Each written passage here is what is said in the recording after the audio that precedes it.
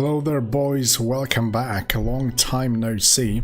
Haven't been streaming for a while, but yeah, today I decided to come back even though like all the recent things that were happening on the private server scenes did not really leave us with much hope.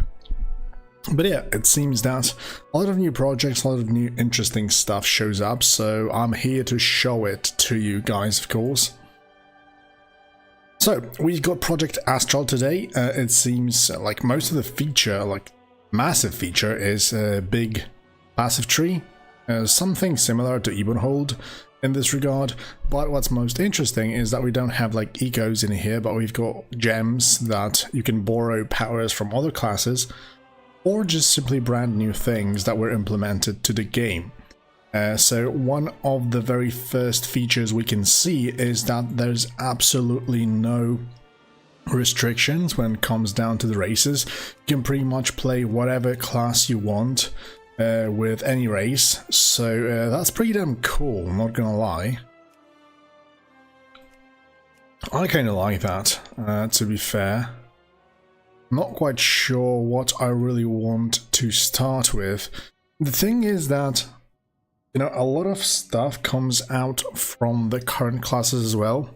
This is Standard Wrath of the Lich King, of course.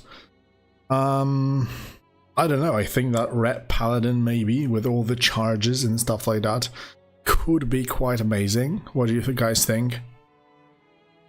Could be quite dope, right? Or a warrior with some healings and stuff like that. Rogue even, I don't know. There's so many possibilities.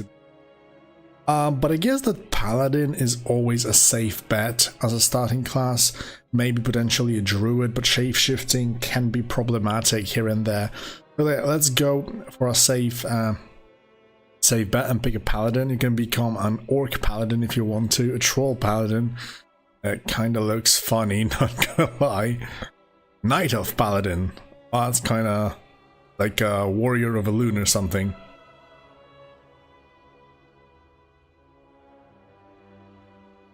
War Druid, yeah.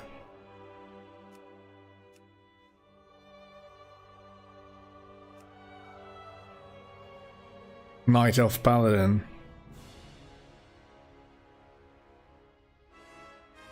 I don't really know what to pick, to be fair.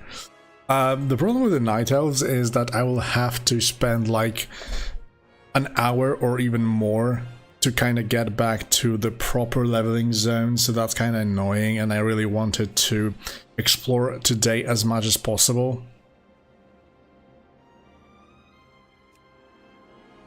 So I guess I'm just gonna go with the standard Paladin, I guess.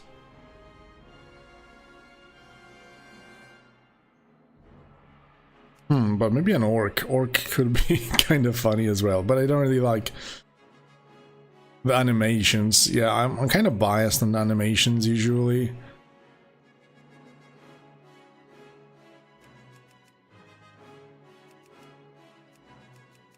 Yeah, let's go for my standard human as a first class. Where's the full beard debate? Hairstyle is fine. Yeah, something like that. Okay, let's go. I've got some add-ons prepared. Usually my pack from Ebonhold, I just logged onto one random character just to see if everything works properly, and it was working just fine, so I just copy-pasted my Ebonhold stuff onto the server. Let's see first how many people. 26 people. There's already somebody over level 35, and there's shit tons of paladins. Of course, like we just mentioned it, paladins are pretty safe bet early on, so I can't blame people for picking up a paladin or something like that. Okay, let's fix the UI real quick. Everything looks to be working just fine. Okay, seals are pretty damn long. Let's go. Oh, wait a minute. You can swap your racial traits and abilities with me for a cost. If the race you choose does not have a paladin, then you will unlearn your paladin racial traits. It's free initially. Holy dude, that's actually quite awesome. You can pick whatever racials you want on any race you want as well. You know, the thing is that the devs themselves have said that there's not gonna be like any focus on the PvP, so I guess that PvP racials are not really that important to me.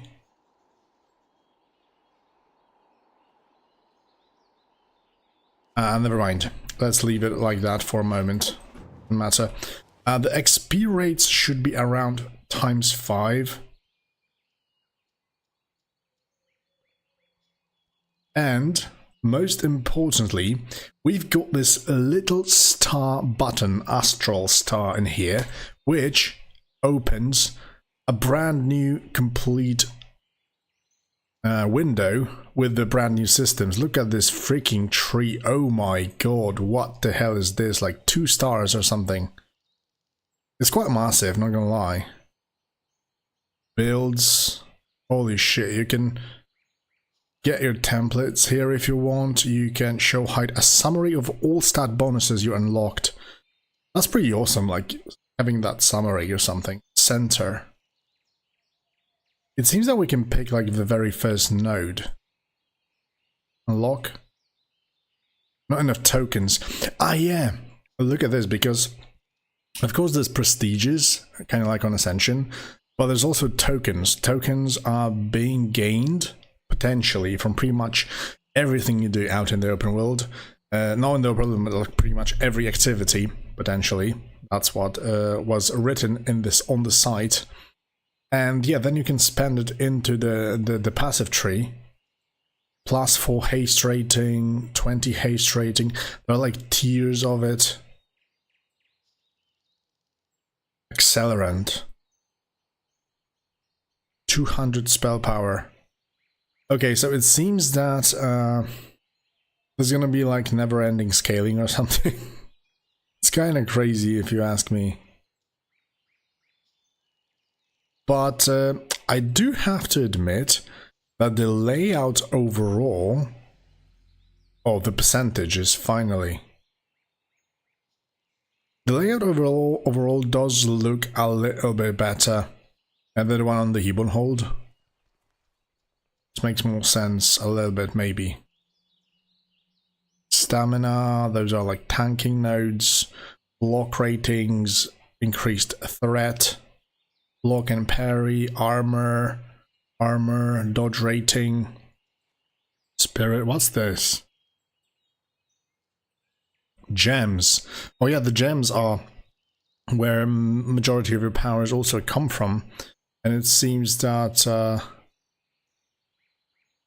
there are some percentages increasing here, which I think are kind of bad. On Ebon Hold it was a little bit annoying that you were kind of forced to pick up the chance increased or the ecos first, just to, you know, roll something somewhat useful. What about the bottom page? Now there's expertise hit rating, mana per 5, intellect, spirit. Okay, pretty straightforward, I would say. Oh, and the left side seems to be like utility. So this is pure stats, and the left one is utility mostly. Experience gains, experience honor, placeholder. Hi there, Meowie. Thank you for the sub, mate. Welcome, welcome. Honor gain. They said that PvP is not going to be a big thing on the server, so it's kind of strange. Hearthstone cooldown. Experience.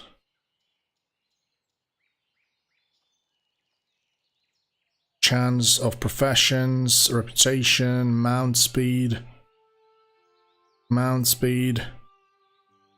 speed. Yeah, so utility. All-round utility, it seems. Also, gem fusion. There seems to be like... you can collect the gems and then combine them to get a gem from like another tier. Astral gem stash. Oh man, that could be useful, because I thought that maybe they are going to clutter our backspace, but it doesn't seem to be the case. Not so many people. It like released today. This is still an alpha. Alpha is supposed to last for like 1 week, and then they're gonna close the server for some time, who knows how long, and then they're gonna open the beta. But the beta is supposed to not have a wipe. So you can pretty much start progressing your character, and they're gonna be working on things, you know, along the way. So that's their plan. But look at this! Oh my god, we've got a whole list of trigger: proc on hit, Astral Gem of Cleave, chance on melee. So you can pretty much passively apply a cleave to your attacks. You pretty much apply everything. Oh my god.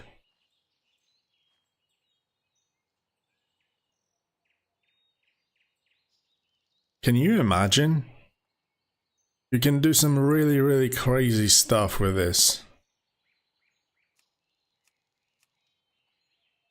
Proc on cast, proc on heal, proc on all. Oh, look at this. Chance on any action. At least it's quite clear what you have to do to proc the thing. Sometimes I remember, even on Ascension, it wasn't exactly that clear when it comes down to like REs and stuff. Egg vibrators. Oh my god. What a name, bro. Egg vibrators. Shit, dude. That made my day.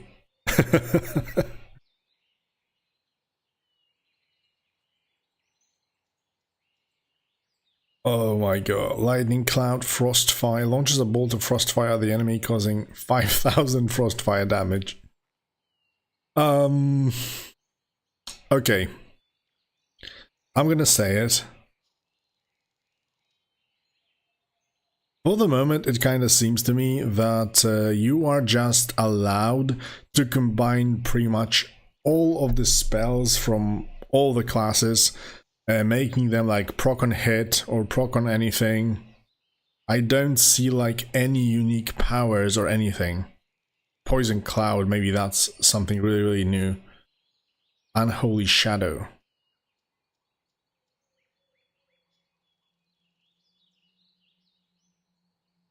Oh man, there's quite a lot of it, to be fair.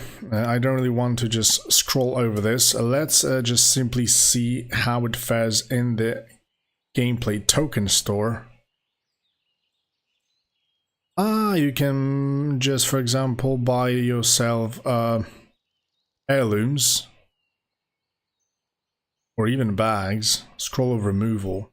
Removes the leftmost astral gem from the targeted item. So the gems are being placed in items, it seems. Buy some mounts even. So you have to choose. Either you buy power on the passive tree, or you buy utility stuff from here. Heirlooms, collections, there's nothing. Mythic. Mythic raids. Oh yeah, because our power spike will be like massive. They did mention that raids are being kinda adjusted to be done with like 5 or 6 people on the mythic difficulty, because mythic will be like the most important one, and it's gonna give you the most juicy stuff. Raid lock counts, reagent bank, leaderboard. Oh, there's a leaderboard. How many tokens you have actually already gotten? Crazy. Okay, let's start playing. There's a lot of theory crafting early on, but it doesn't matter. Let's start doing something and see how much XP raids are actually on the server. 200 for Talking Quest. It looks to me that it's ×5. Usually the very first quest gives you like 40 XP. What can I do for you? Good day to you. Oh shit, I automatically, like on Ebon Hold, click my G button for the mount. But yeah, I have to run. for the moment. No doubt about it. Hello. Holy moly, what's happening, dude? I gotta level up. Level up reward. Pick one or auto sell the highest value for gold. Holy shit. Have a good one. That's kind of crazy. You just get items for getting a level up.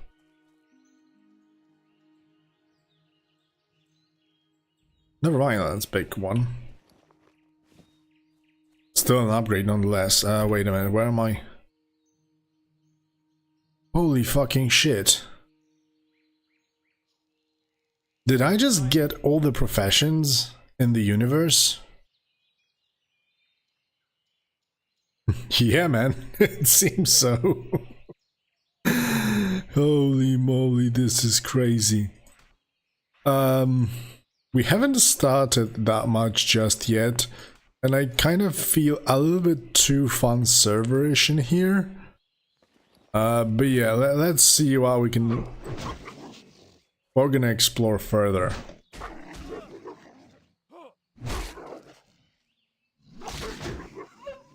You know, overall I do love all the custom systems and stuff, but if it gets a little bit out of hand, like, you know, old good 255 fun servers,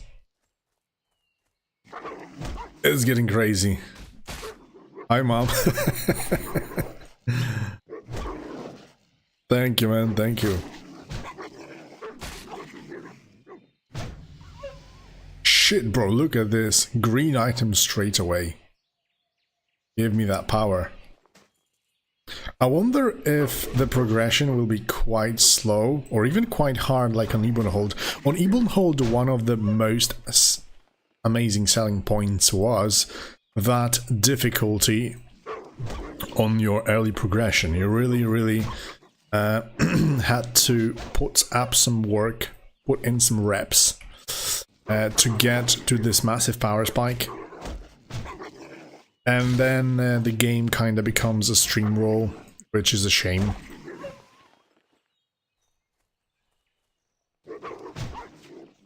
I hope that the progression here won't be really that like super fast and stuff. Of course, we don't have any powers absolutely so far. And it's kind of slow, of course.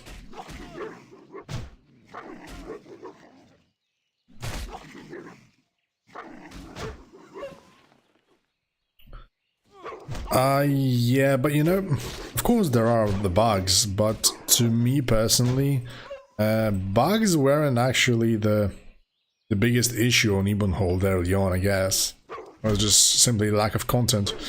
You know, if you do have something promising and quite fun to play, you know, even some bugs won't really break your playstyle, like gameplay.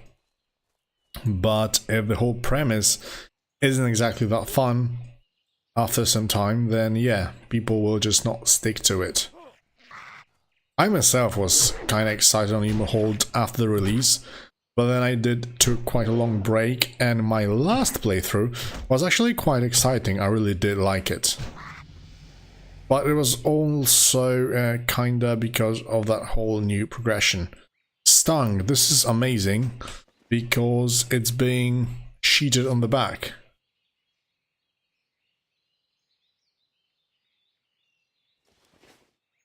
Cool stuff. Or at least we get to learn the spells automatically.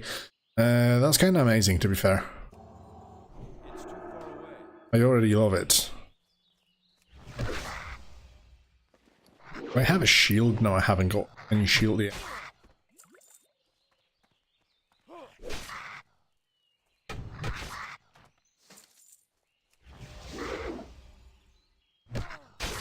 But yeah, Ebonhold also looks quite promising when it comes down to like post ICC patches, like the brand new realm and stuff.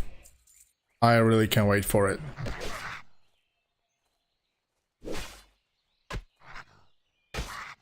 Hey there, man. Hello there. Thank you, thank you. There's the brand new Astral progression. You earn tokens for like killing stuff doing quests, dungeons potentially and stuff like that, and you spend those tokens for the passive tree, and also somehow along the way you get the gems that unlock special powers for you.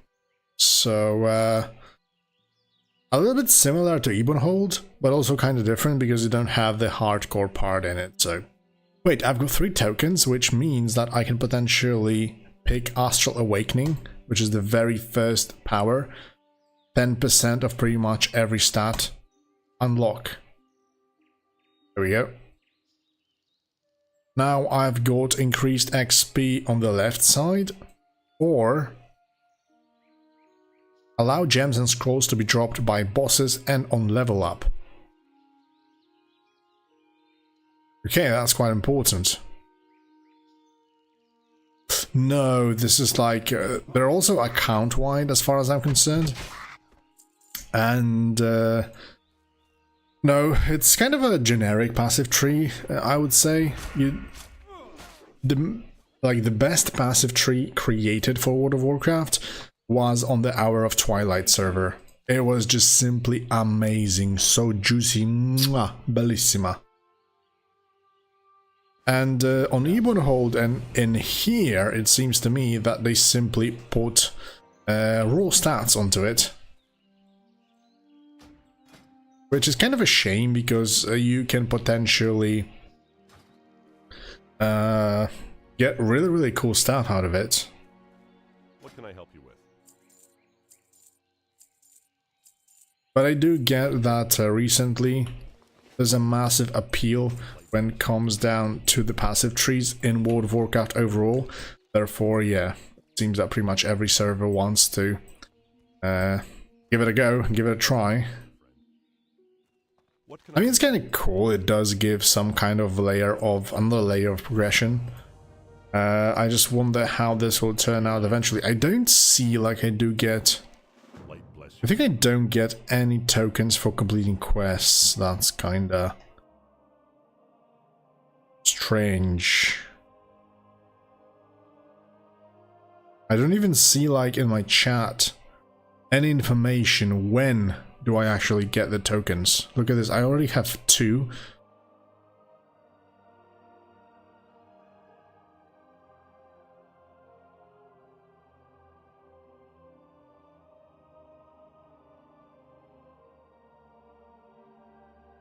Okay, Path of the Gem. This will allow us to get gems every level up, so it seems like very important, so let's unlock it first. And then we can head to the other parts of the tree, depending what type we want. All resistances, strength, expertise hit rating, or spell power, and here we've got more gem stuff. Never mind. Now you get a token for level up, and there's also a 12 slot bag for 1 token. Oh, that sounds pretty tempting, not gonna lie.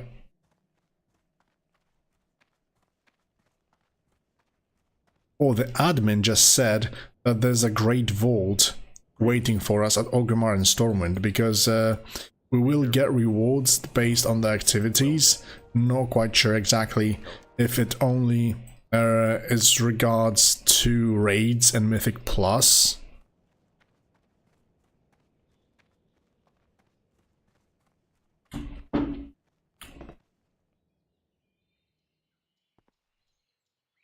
No veggie. Yeah, man. On my last stream, you can even check it. But it was on normal, so not on hardcore.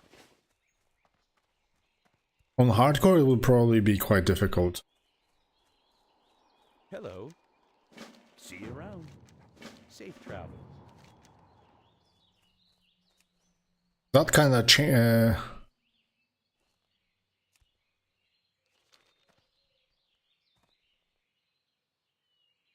yeah, it was heroic 25, man.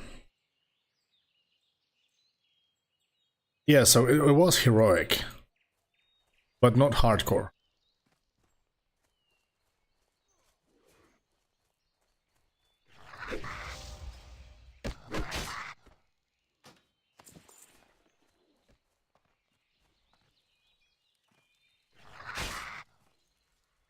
Where's the loop music? I like to have WoW music in the background. I hope you guys hear it as well. Let me know if these sound effects are a little bit too loud for the stream.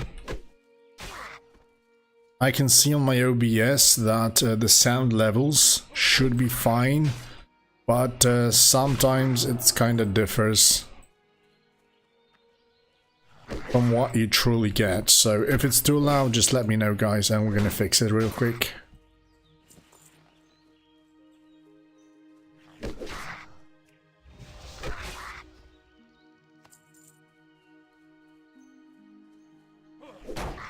Oh shit, I haven't even noticed up until now that I completely forgot to get my headphones on. And to be fair, it's more comfy to play like that.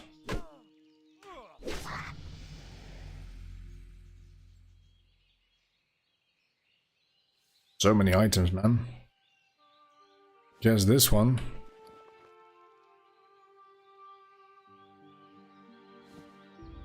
You were banned on TBC, why, man? Do I get some gem? No, I haven't gotten gems, and I was supposed to get one during my level up, so I really don't understand that. Never mind. Why were you banned, bro? Blizzard is just trash at this point. Good day to you.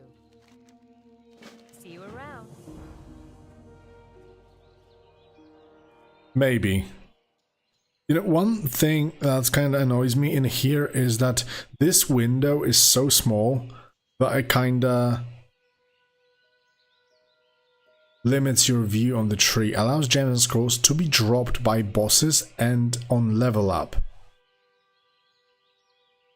Increase tier 1 gem by 5% and scroll drops by 1%.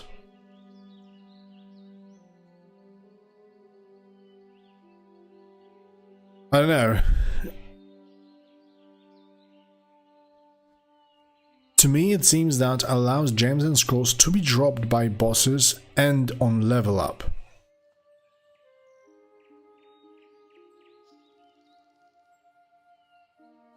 Never mind, we'll see. Let's go kill some bandits in the meantime.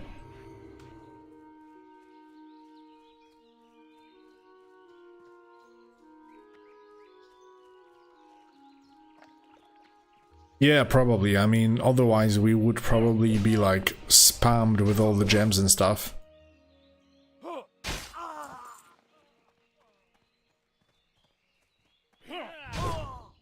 Oh, massive crit.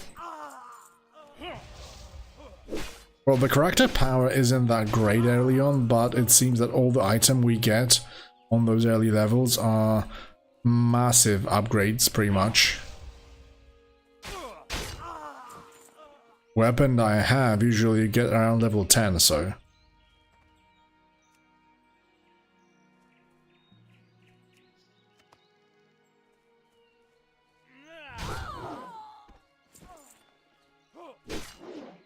I wonder where we can get the gems otherwise.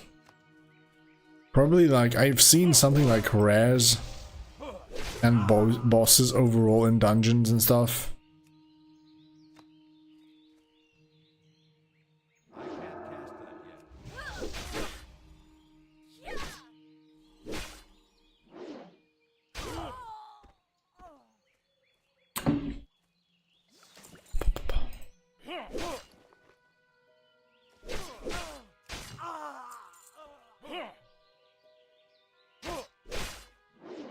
I've got one token. You said that should be large knapsack. There you go. Frostweave bag for 10. Come on, I want to purchase this. Oh, there we go. That's best in slot item, I guess. So good.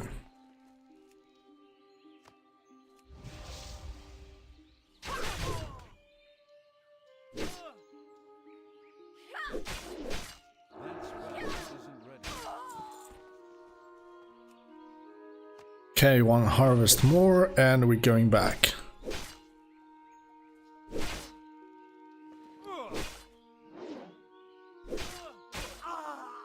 Oh shit, really? Then I have to collect everything green and above. Good to know, man. Thank you, thank you. Yeah, that's a good question. I'm not quite sure if there's like any cap on tokens. Probably not. But I'm not quite sure. I just hope that you do not have a chance, like on Ebonhold, that you can fill out your whole tree. That would be kind of boring and probably too much power, at least in my opinion. Like, I don't really like infinite scaling. It usually just creates more problems, unless of course you want to create like a solo server, kind of like Ebonhold is. Then yeah, it makes sense at least. But if you still want to do like group content and stuff and make any content at least somewhat difficult, then yeah, infinite scaling is probably not the way to go.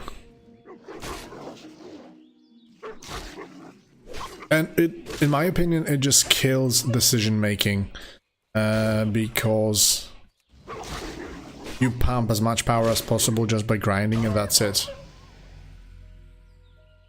Holy moly, good weapons. Ice, Pain, Warhammer, Bone Cracker.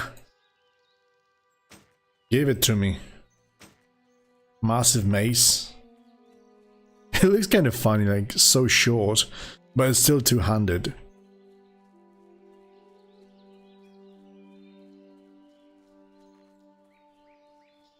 Okay, I'm gonna keep it, just to disenchant it then.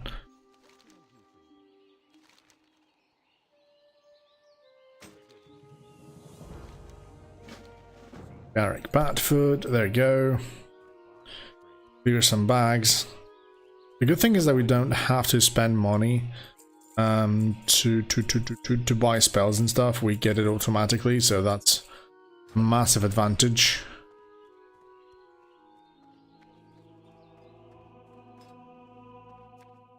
King's honor, friend. Be careful. We're almost level 8 already. Pretty good. I kind of like this pacing.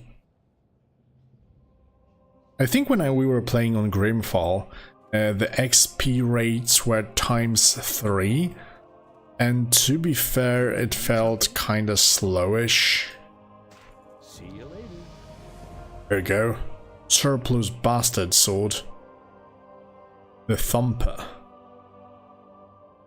I have a very good weapon, but I prefer swords overall.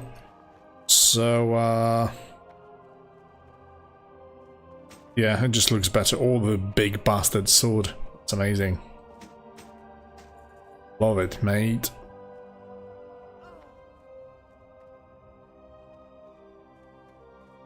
If I were to rank like best looking two-handed weapons overall probably, then I would of course go for swords, then axes, and then potentially maces. Although some maces do look a lot better than the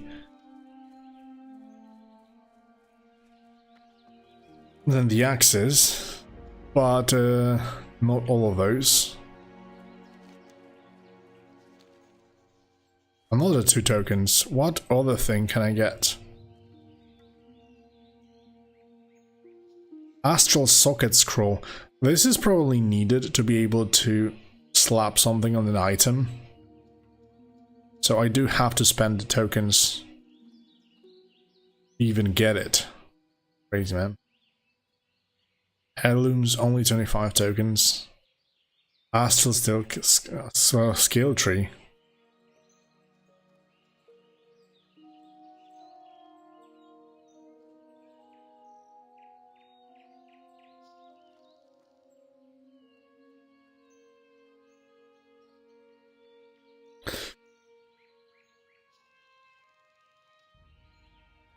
It's kind of strange because We can get percentages of intellect, but intellect in baseline Wrath of the Lich King does nothing to us, like increase some crit chance, but it doesn't increase our power. Unless, of course, you do have some kind of talent for it. But then Path of Magic gives us raw spell power, but then again, the stats are percentage-wise. It's really different, like 5% strength doesn't mean that much to me now, mainly because, yeah, I don't have any inherent strength anyway, so we do not get any XP for the laborers anymore. Well, I came all the way here, so I can as well kill them already.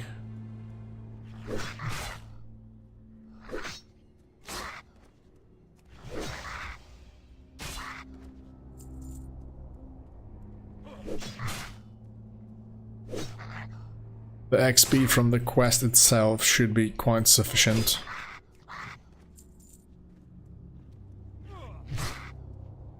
Man, playing all those servers like Ebenhold and stuff kind of make me appreciate what Ascension did with the scaling. I do understand that many people actually despise scaling overall, but the way Ascension did it, in my opinion, was amazing. You didn't overlevel all the content.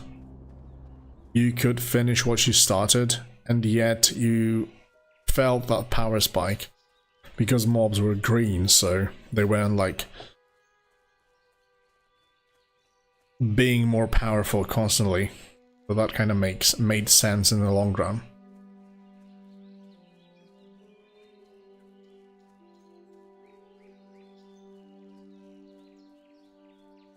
Hey there, man. Unfortunately, PvP is not really considered that much on the server. It's like 99% PvE focus, so you know, you get all that crazy powers and stuff. Passive tree is very passive, so to speak. Like, you don't get any cool stuff from it, just pure stats.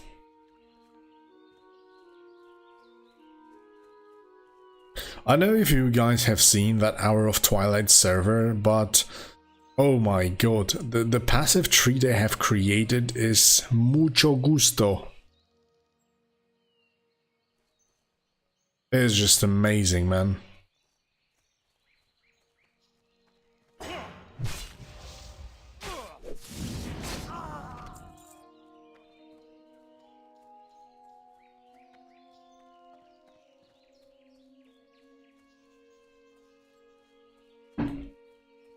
The problem I have with the Hour of Twilight, the passive tree is pretty bonkers.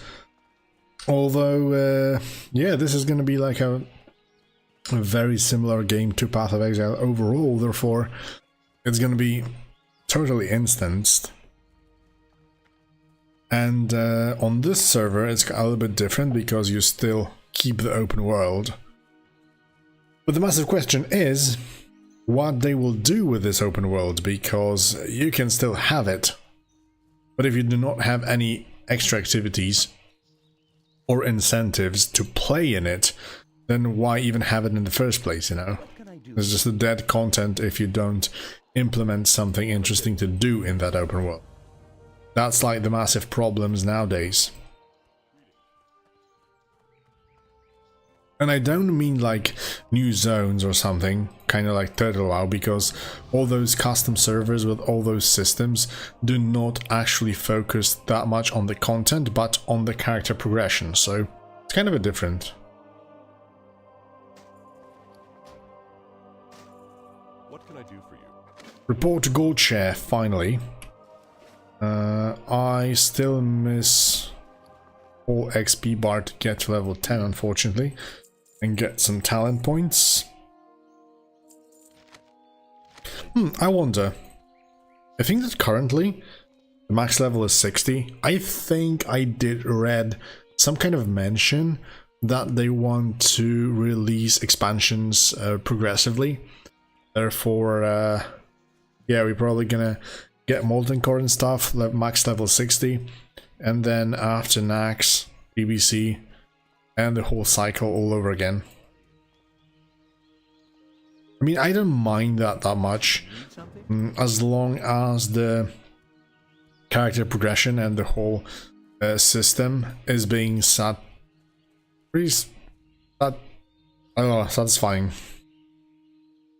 and creates many options to try out different classes. I mean, let's face it, for example, looking at Ascension, they created the class list, of course, and for years they were simply relying on standard WoW content and the like TBC classic cycle. They didn't even implement Path of the Lich King up until now, so it's kind of crazy. Only with the release of like Bronzebeard, maybe a little bit earlier, they started to add some custom dungeons. Maybe not even custom, because some of those were already in the game, just, you know, revamping them and stuff.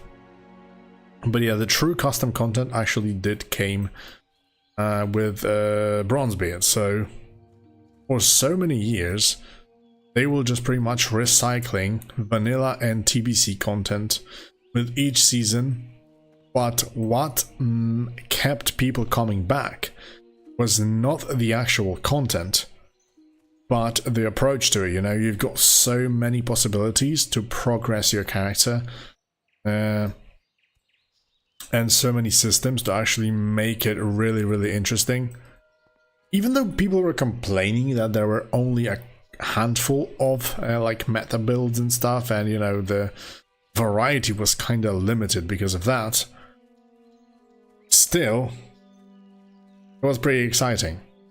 And the seasonal approach kind of, you know, made the fresh cycle each, like, I don't know, half a year it was, maybe even faster. And that's what kept people playing constantly. Of course, we can say that that was just a cash grab, because all the XP pots, new vanity things, stuff like that, and it's true. But still, the server in itself was still amazing.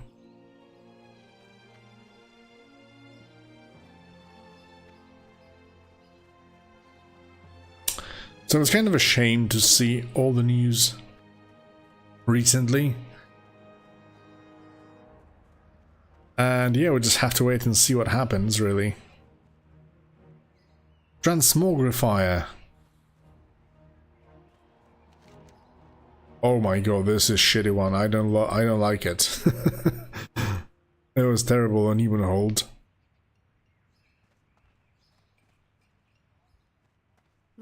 The one from Grimfall and Ascension are actually so much better. Okay, let's make this in my home real quick. What was I supposed to do? I was supposed to find some kind of guy in here that potentially can give me some gems from those weapons. Oh, big massive mirror, the Great Vault. Daily logging bonus, 10 tokens. Ooh, that's massive, bro. Claim it. LFG dungeon cleared. You have to do 5. Oh no, it's not like a requirement. Or maybe it is. Who knows?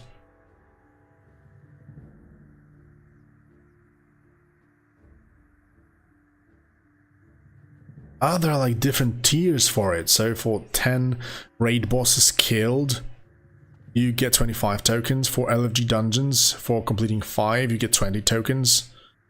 Raid bosses killed, 30 tokens.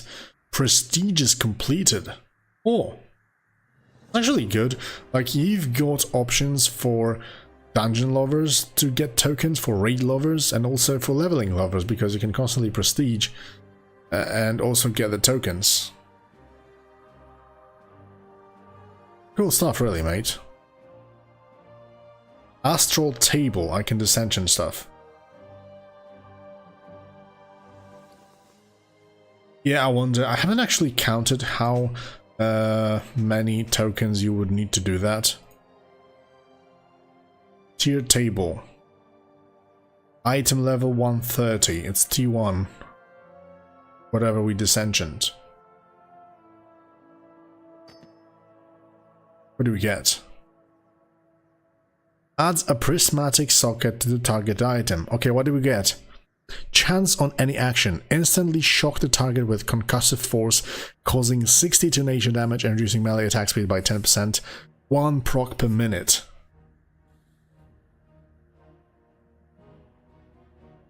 Oh yeah, true. You can just passively log in every day and still get the reward, so that's kind of funky. Okay, so it seems that we will get Astral Gem of Earthshock, and pretty much anything we do has a chance, potentially 1 proc per minute, to cast a Earthshock on our target. The problem is that I have to put it onto the item. Okay, let's go for a chest. Prismatic socket added. Let's put the gem in. Let's go, Path of Exile playstyle in here. Okay, so we're picking up a paladin, but if we're lucky and you can get something like Cast Riptide just by doing anything, then you can be quite hard to kill on like pure DPS classes. Warrior could be fun to check out. Never mind, we did get plenty of tokens. Now, only 1 for daily login. It wasn't supposed to be like 10? Maybe I'm just stupid. Not quite sure. For 2 tokens, I can get 5% increased XP gain. Sounds fun. Okay, so it seems that the gain loop could be like constantly prestiging, and while prestiging you can gather quite a bit of gems, it seems. How new is the server? It released today, pretty much. I don't know, like 3 hours ago or something like that. I'm gonna grab the extra XP for the moment.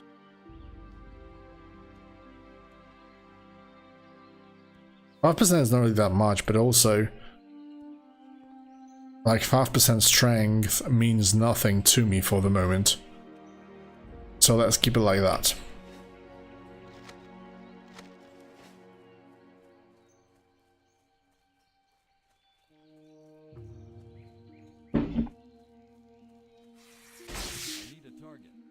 Oh, okay, he got smoked by a quick Earthshock. I just did auto attack onto him. So yeah, at least we know it works. Another Earthshock. I think so. Yeah, whenever cast chance on any action, instantly shocks the target. So it's definitely more than 1 per minute. How is Astral WoW? I mean, we're just checking it out. For the moment, it looks pretty fancy. You can apply sockets to your items that give you like extra procs, extra powers, mostly borrowed from other classes. So you focus on your main class, but support it with extra powers from the others, it seems. That's like the main premise. But also you've got a passive tree to fill out. This one, it's quite massive. Mostly is just pure stats, so nothing really that fancy. But yeah.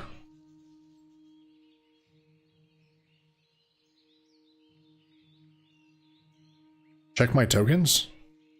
Oh shit, dude, you're right. I'm gonna get extra XP here for that 10 juicy %. Yeah, the next ones are not really that significant. 1% for 2 tokens isn't really that fun. Removes full damage. It's crazy. Enables AoE loot for 6 tokens.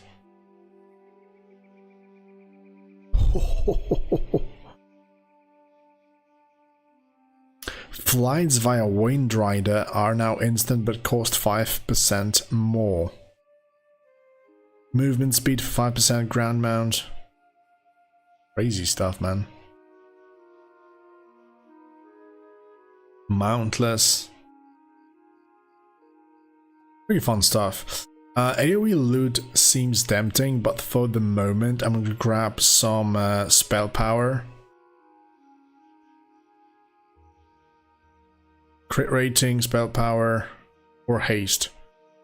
I think that spell power will work really well on Paladin, because Paladins scale both spell power and attack power.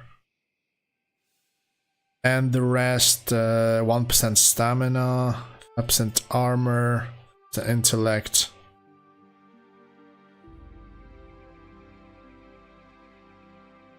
Ah, here you go. Also percentages of attack power.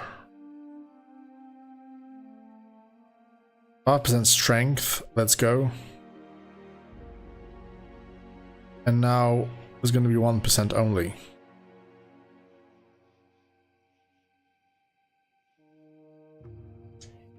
Yeah, man. 5 hit rating and expertise for 2 tokens. Awesome early on. And the rest becomes only 24, but this is like tier 2. Okay, we can go really deep in here, it seems. A lot of percentages to pick up. Okay, I think kind of ready with it. Yeah, it seems that since I came online, some people came in. Like, we started with 24 online, I think. Now we go like 10 more, so yeah, people are checking it out. There are already people around level 40, it seems. Yeah. Kinda cool stuff. Okay, let's grab the early quests and start progressing even more. Hello. The XP rates are kind of fast. Yeah, dungeon spam could potentially be quite good with increased XP rates. Seal.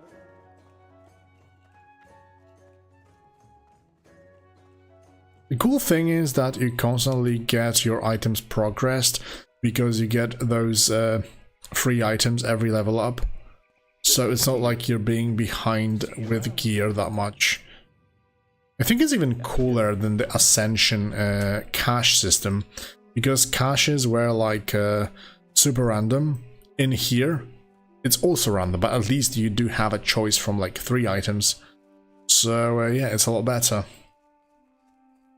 Can you solo dungeons raids on Astral? I don't know, to be fair. From what I've noticed on the site and what devs were saying, is that potentially mythic raids, because this is like added difficulty, mythic raids are supposed to be done with like 5 or 6 players.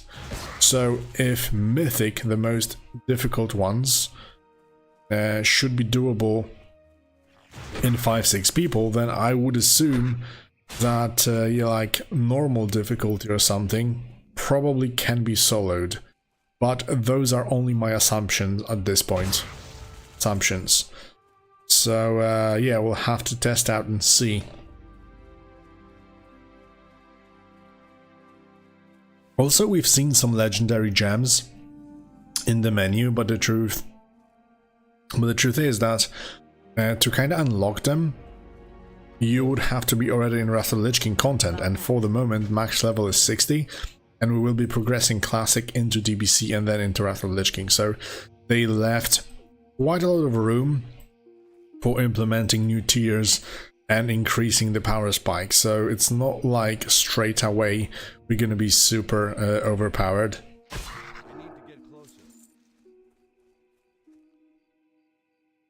But yeah, this still have to be checked out on the max levels.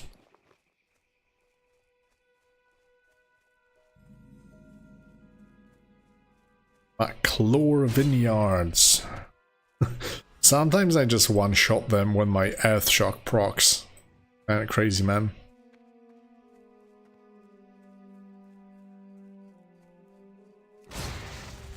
Oh, big damn.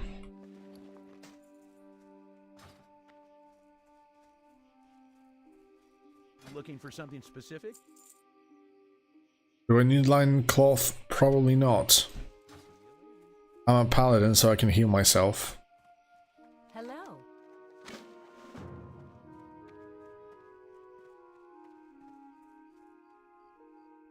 No. Nope, it's not scaled. That can be a problem.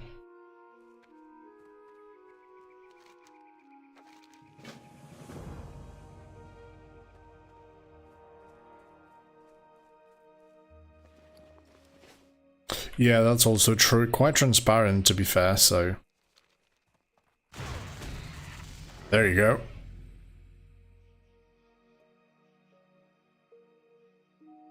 Let's pick the pants then.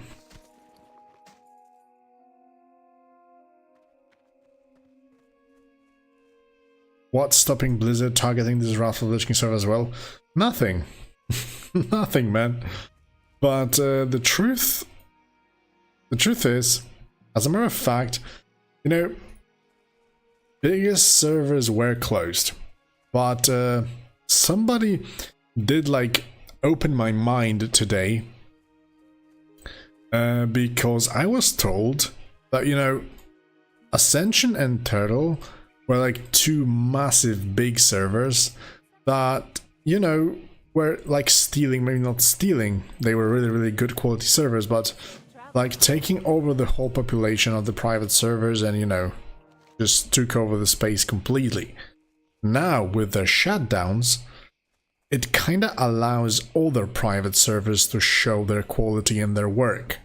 Of course, like I mentioned in my previous video, it's gonna be hard for them to, like, achieve the same quality over the years Ascension did.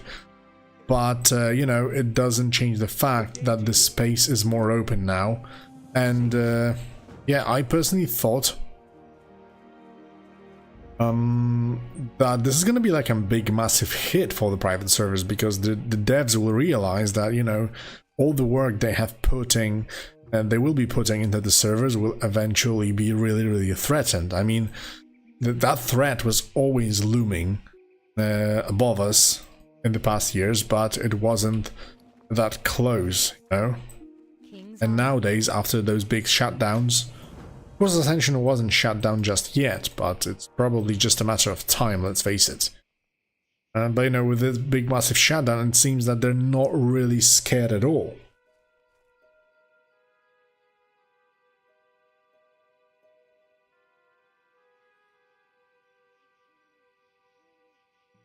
Yeah, it's hard to predict what exactly Dutch will do. Many people did say very truthfully that it's an ongoing lawsuit and he cannot really share that many information with us, probably.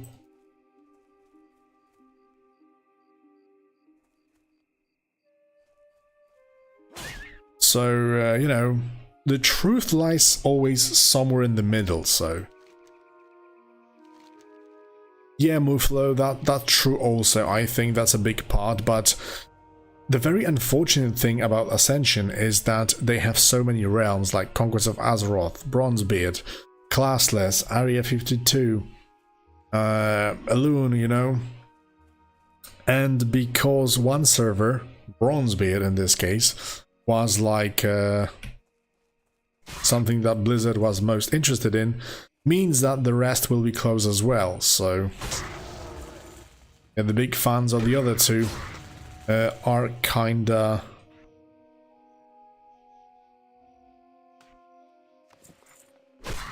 collateral damage, so to speak. Dude, this freaking gem says 1 ppm, which means 1 proc per minute, but it definitely shoots a lot more often. That's for sure. Of course, I do have a slow weapon, so that might help. Kinda similar to old Seal of Command on Paladins. But even then, quite crazy. XP rate is ×5. Look at this, I'm just shooting those earth shocks like a freaking machine gun. You know what? They did mention that rare mobs potentially can drop some gems, most of the time there should be a rare kobold at the end of the cave, of the mines. So let's check it out real quick.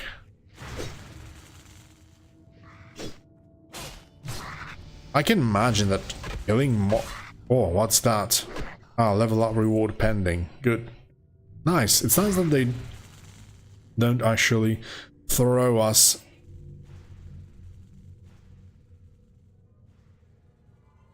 Let's go.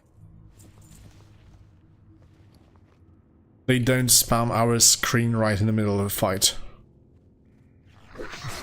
What type of server? Kind of a fun server, I would say. You can get crazy powerful with all the passive skills and stuff. And you can mix and match like abilities and passives from other classes as well. Thanks to gems that you can apply to your gear. Oh no, somebody killed Narg, the Taskmaster. Unfortunate. Completely forgot, I've got talents already. Let's go for the parry chance.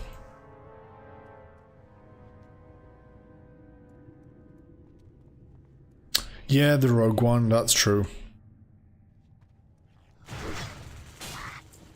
I wonder if elites, like Hogger for example, also count towards those gem drops. Could be really, really fun.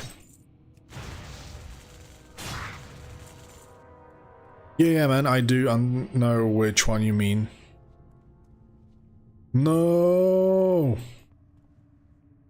You killed them. Oh, there's also somebody else in here.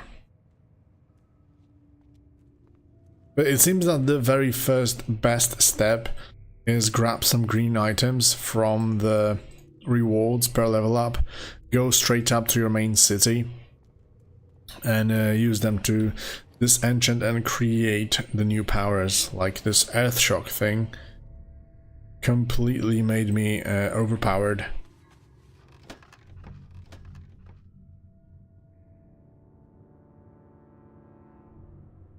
Holy shit, really? I can run around with the disenchant table open?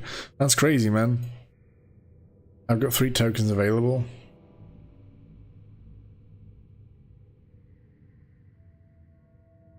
Ah, okay, I can deposit them right here if I want. Nice.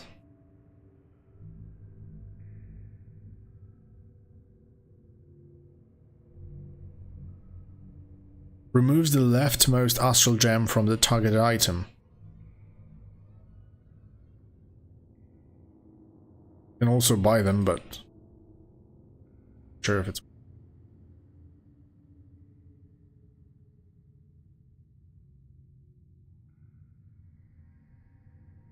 You know what? With the thing that you can get flat spell power stats rather than percentages as for melee classes, it seems that casters could be really, really overpowered in here.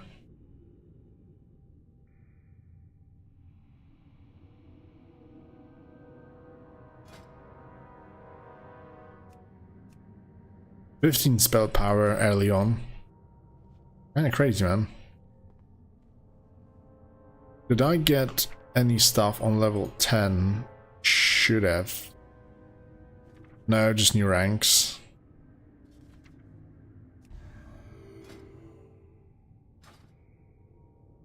They actually did give me like all the professions, but there are still low level.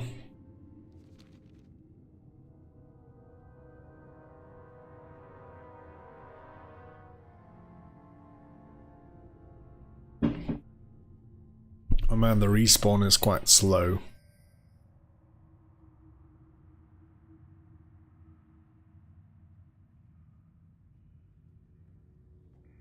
No body speed.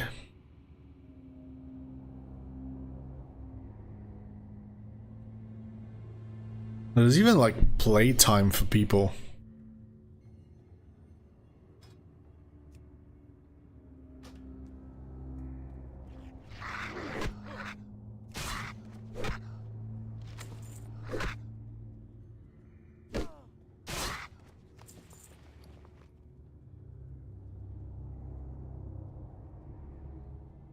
Yeah, now this is the problem. I have an upgrade of an item in my bags, but I cannot really use it because I have my gem slotted into the chest.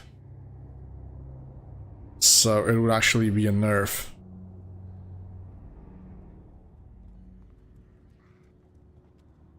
Oh, there you are, lad. Did I actually set my heartstone in gold share? Of course not.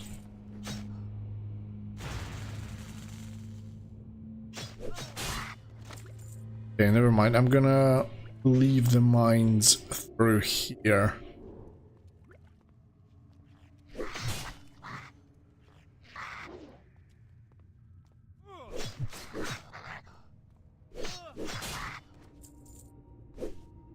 Also, I'm not quite sure if you guys are aware, but on Grimfall they have also the classless one.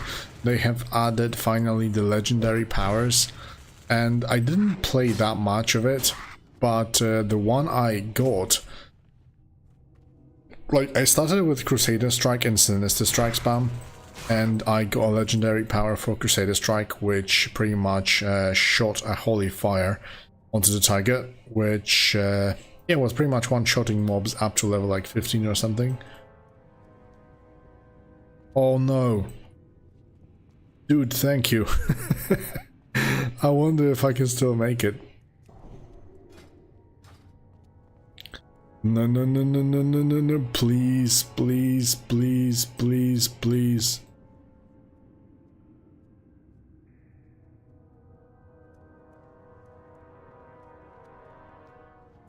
Please, please, please. Okay, I'm done. Ow.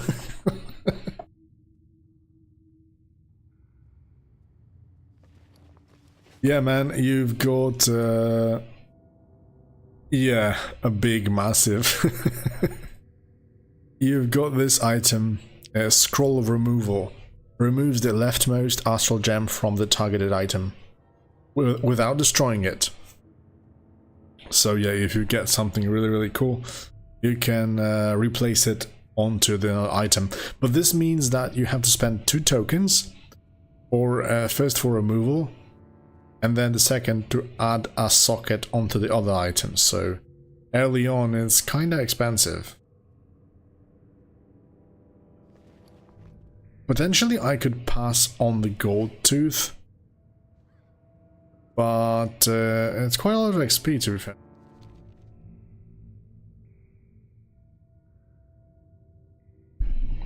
Time to download and play. Yeah, man. Give it a go. 42 people already.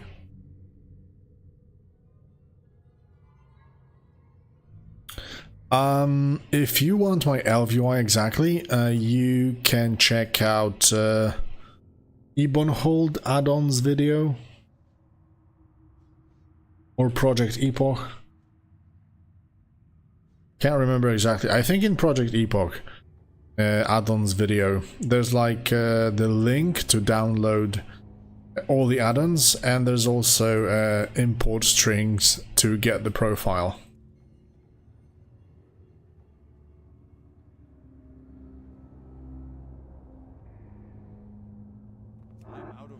Well, game masters cannot make a server. They just keep peace at them, so no, I don't think so. Ebonhold has its own ideas and future, so I don't think so. This is probably independent. From what I know, AI has like made all the coding and creating such servers a lot easier. Like, even the assets can be done so much easier now. Not quite sure about the coding, but assets for sure. So yeah, that's also why so many servers show up nowadays. Written by ChatGPT.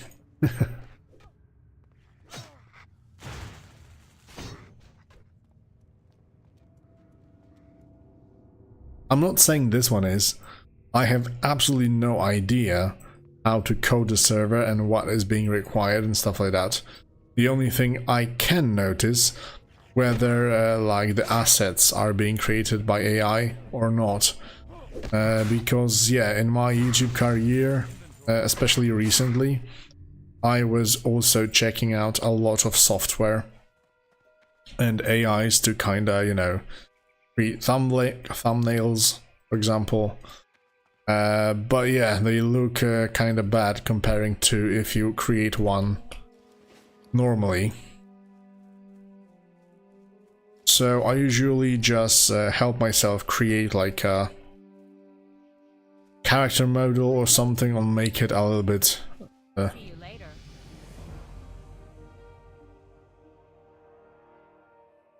oh, so many good choices here. Weapon is bad. Let's go for feet, I guess.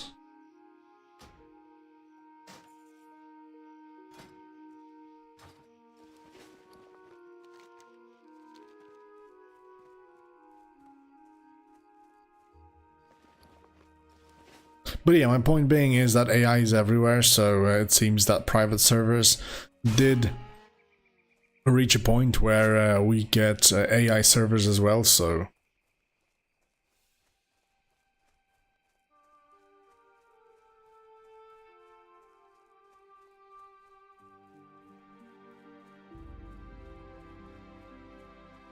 Well, that's a good idea. In my case, it's actually not, because I don't really care about the professions that much, so... Also, the dev on the main dev on the Discord did specifically say that the professions for the moment are like not the main focus, and not much has been changed in them, so there's not really that much to be tested in this field. So I just simply don't bother with them. Okay, should we get to level 13 or something with the quests we have now? Hello. I can't carry anymore. And then probably start working our way towards Westfall. What are you looking for?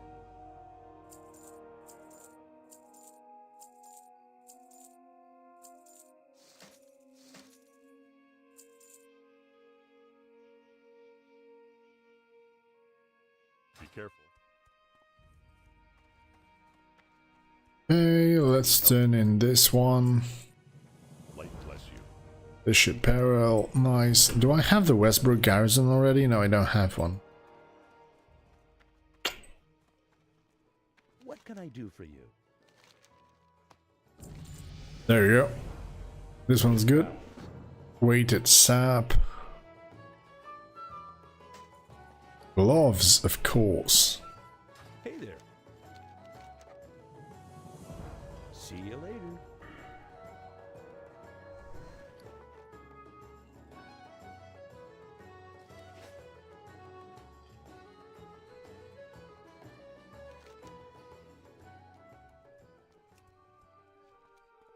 This I can actually abandon, Westbrook Garrison.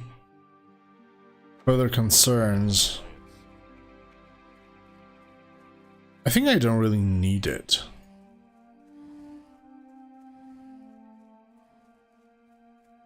Okay, I'm gonna go check the rare close to the lake we've been speaking about.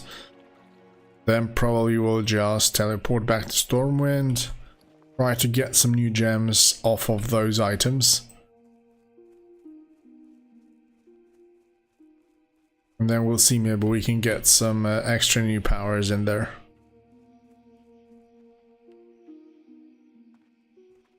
I've got 3 tokens, so potentially I can start haste, agility, attack power.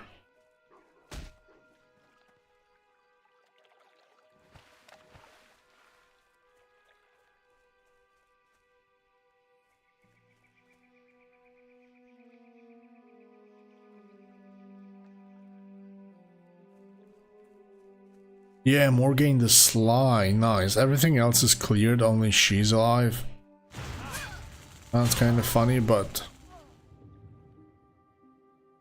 +1 token for defeating Morgan Disline on rare difficulty.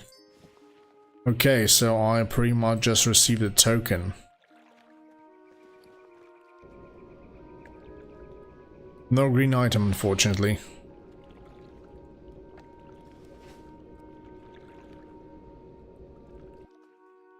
Man, with the proc chances so high, it's really crazy, bro.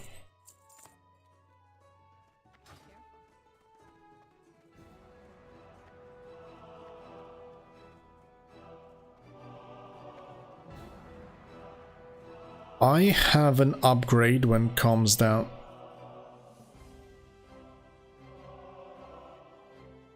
If we could keep it right here.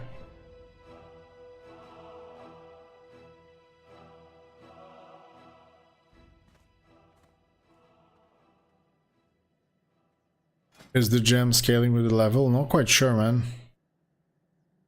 No, it doesn't seem so. They have tiers,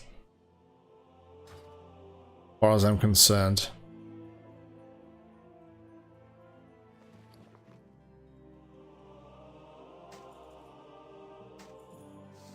Okay, let's put it right here.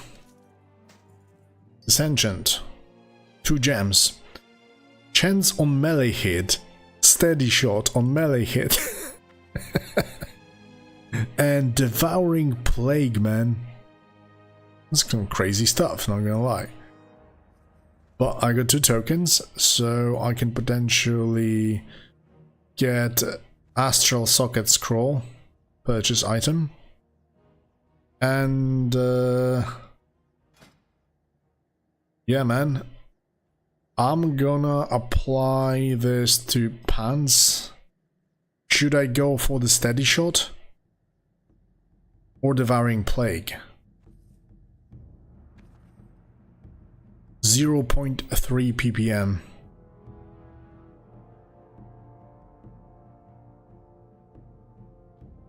This is 1 ppm. So devouring plague will potentially proc a lot more than this one. And it also heals passively. Yeah, I'm gonna go for the devouring plague. We will also have a dot, so just to finish the enemies. So that's kind of cool. And I'm gonna keep the astral table right here. Then what I can also do is go right here, astral gem stash, and deposit all gems. What's that?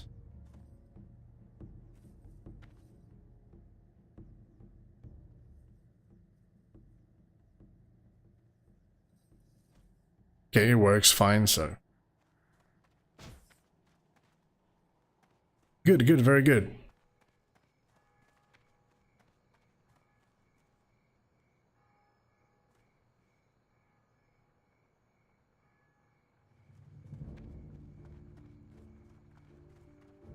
How are you?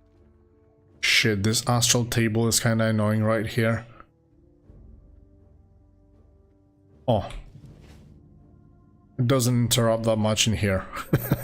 But it's a bug, but very useful one, I guess. See you around.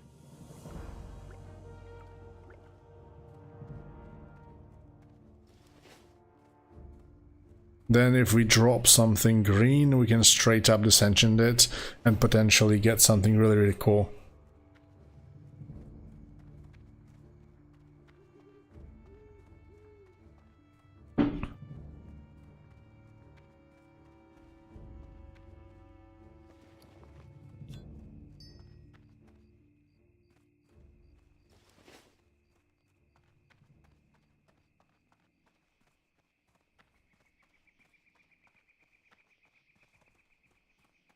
Czekaj chwilę.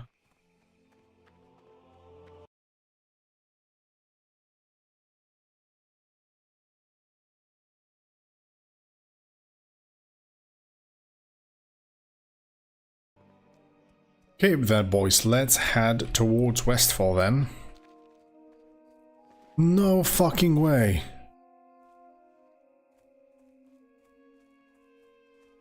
Shit, man, the map closed my window. No, that was unfortunate, bro.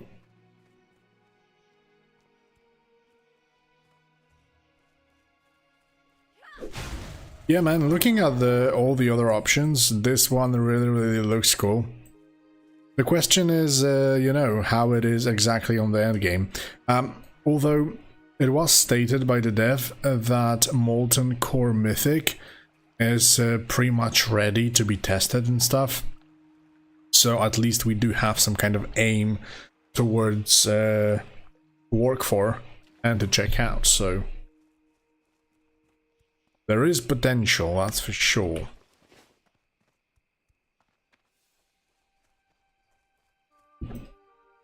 My problem is that we don't really see anything that unique. Like when it comes down to gems, they are kind of a generic, like you can make it, they can make yourself powerful, like, you know, getting those millions of proc chance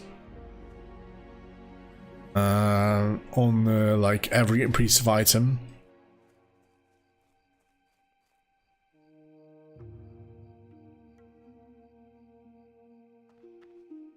I do really wonder why nobody up until this point thought about like dual class system or something like that, you know, not entirely classless, but dual class system. Oh shit, I don't have the quest. Ah, damn it. But those are green items. Green items are very helpful in here. So it'll be good to kill the Hogger and potentially maybe even get a level up for that. Let's check if I can proc my Devouring Plague. Bang! Dot on the target. And it takes for 31.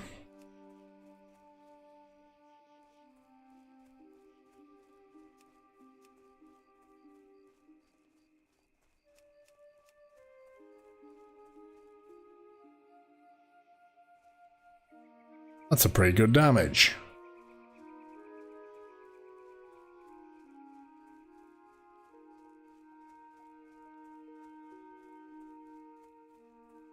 Oh, another rare mob.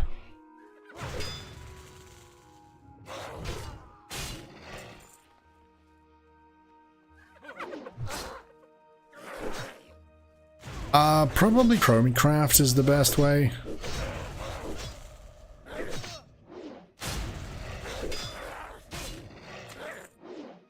I have my own very old client that I did pick like years ago, and I always keep it on my hard drive, so if something new comes up I just copy it and then you know, slap like a launcher or something and I'm ready to go.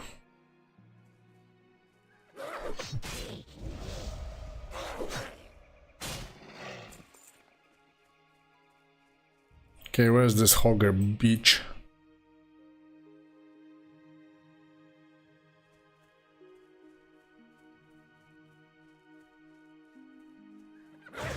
Let's go! Dude, you're hopeless against me. So much damage. Easy peasy. The bad thing is that I have to get back to gold share to turn it in. But I'll get a level up and I do have like green pants.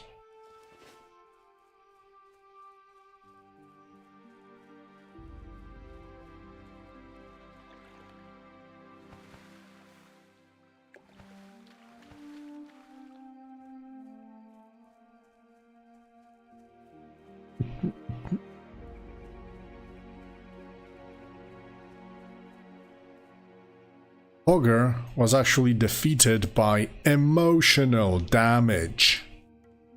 Man, I love this meme.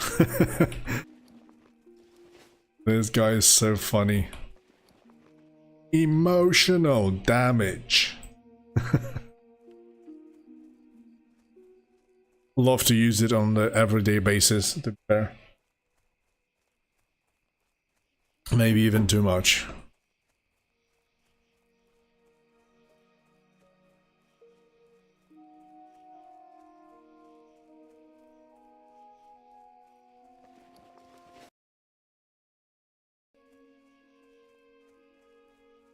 Man, traveling without the mount is so annoying. Like, at least on Ebon Hold you had a mount from level 1, so it was really, really helpful.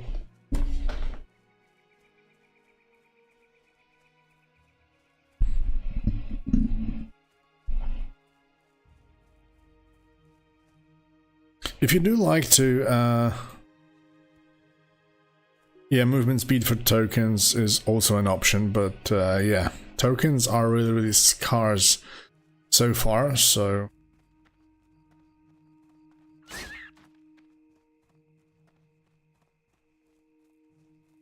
Early on, it seems that a lot of heavy lifting is being done by the gems. I wonder if, like, during prestiges, we can actually keep the gems. Be careful. Potentially, probably you have to remove them, keep them in your bag, and then apply them to your new gear you get along the way. So, that could also be a little bit annoying. Bless you. Oh, shito, look at this. Cinderai Warblade. Holy moly.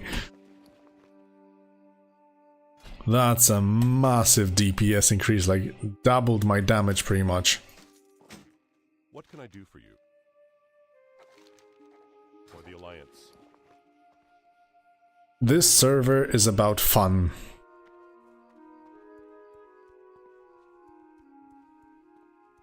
Man, and once again, I've got 3 items and now I have to go all the way back to Stormwind to be able to kind of disenchant those. I just simply cannot use map. And I'm gonna be good. This blade is one of my favorites, man. I remember when TBC launched and yeah, I leveled plenty of paladins probably in that area. Not only paladins, like every warrior I was playing was always going back to like Ghostlands. It was the best leveling zone. Same goes for Alliance, like the Draenor ones was super fun, super quick, gave you a lot of items.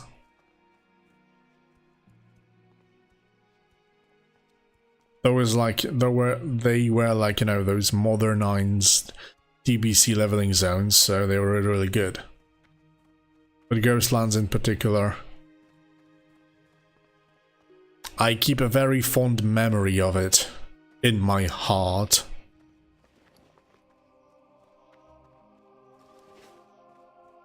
Okay, so this time around I'm going to open the disenchant window, and to be fair, in these zones I don't really have to use the map at all. So I simply will not do that. What's the guy with the Arcane Reaper already?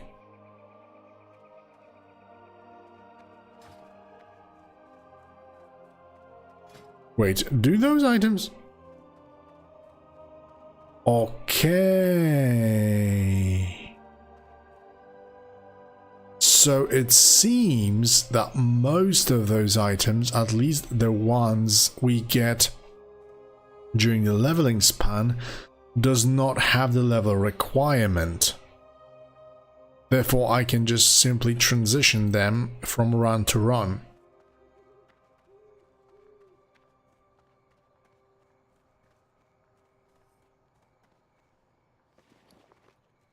I think that would make sense.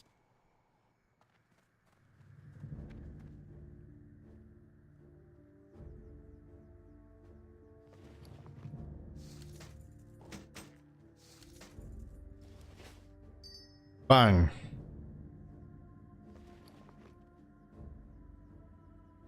So, Astral Gem of Earthshock.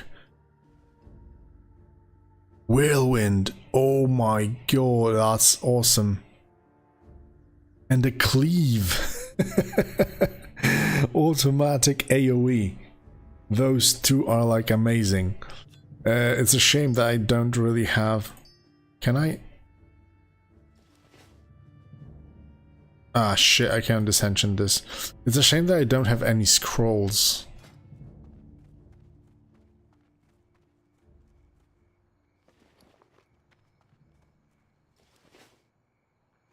I'm gonna close it. Open it once again. Yeah, put it here. Nice. At least they don't. What is wrong? Ah, just right click. Okay. Right, so now I will be keeping this open. I'm just gonna check map. Yeah, the map closes it. So I have to be careful about that. And I just think to myself now that shamans probably would be really, really good as a character in here.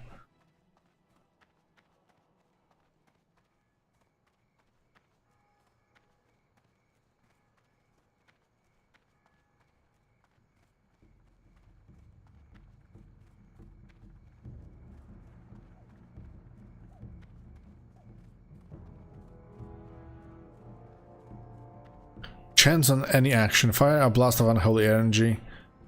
Ah, so death coil isn't exactly like a standard death coil.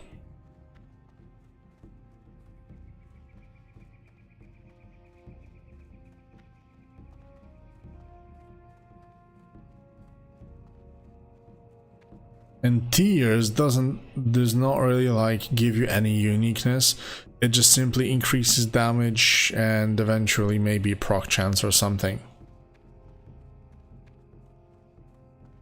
There seem to be like some kind of unique ones, Mythic T1, so those probably are the ones that are hidden in Mythic encounters.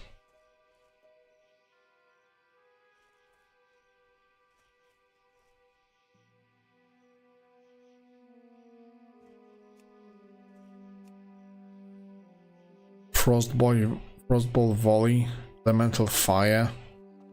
Really powerful ones, but nothing really that crazy.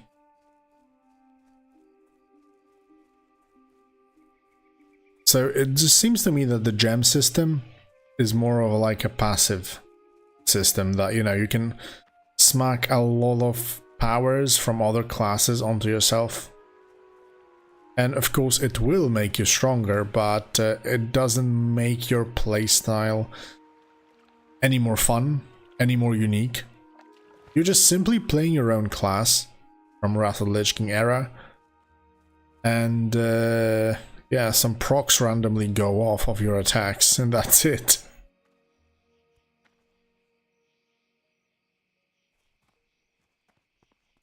Not quite sure about how I feel about this. You know, because it was a massive problem on Ebonhold, especially early on, with all those passive powers. You know, you could of course become quite powerful, but gameplay-wise, changes nothing, man. It was just a walking simulator and everything else just died around you. So that was kind of annoying.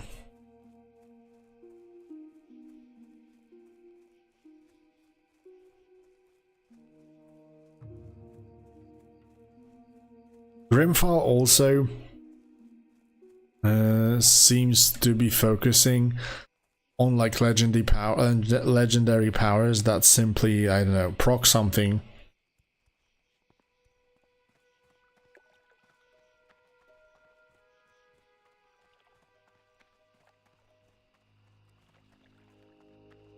Well, I just have to admit it, like Ascension put the bar so high with all the classless legendaries and stuff like that, that it's going to be really, really hard You need something? to step up to this. See you around. Safe travel. Are those procs about your melee attacks, or they have some kind of cooldown? No, you've got like look at it. I've got proc on hit, proc on cast, proc on heal, proc on struck, so for tanks, and proc on all. So whatever you do, they can go off. So even if you, for example, are healing, there's a high chance that you're gonna shoot that earth shock and stuff like that. At least it's very clearly said what it does exactly. But it doesn't change the fact that it's not anywhere like super super exciting. I just play my standard paladin. It may be a little bit more powerful and overpowered due to the procs, but yeah, the procs do the very heavy lifting. Hey there, man. Of course, the resources you can put into your character are limited. Like there's 16 slots. 16? 14 slots. Or 8. Yeah, 16, but of course there's a tabard weapon. Yeah, 16 slots.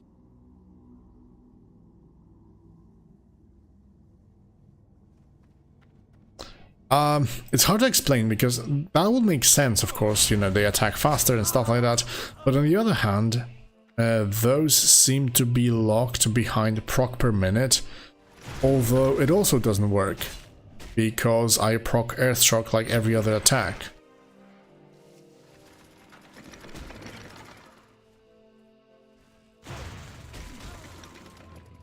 What do I think about Nostrum? Nothing pretty much.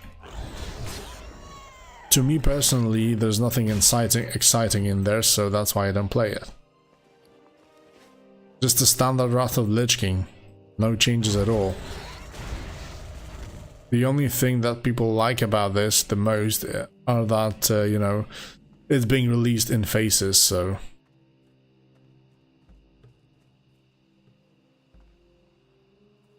It's that fresh incentive. Also, I think that Nostrum's success kind of aligned with, you know, of course, maybe not Ascension, but Total WoW death, pretty much. Lots of people were looking for a new home back then. Some still haven't found. Okay, we've got one for Disenchant. And we can get Chance on Spellcast. Okay, and this is the one that does not fit us because we don't really cast any spells that much. So let's just put it back here.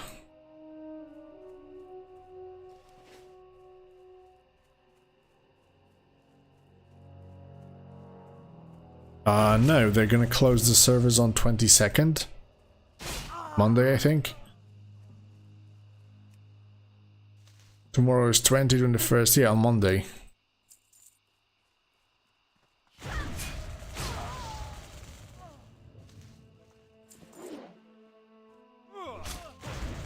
Oh, green item.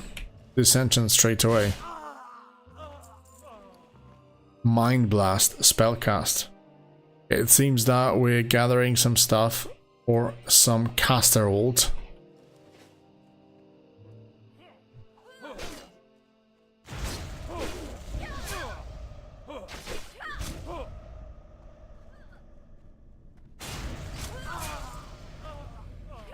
You know, with Judgment, it's not exactly that it's a spell.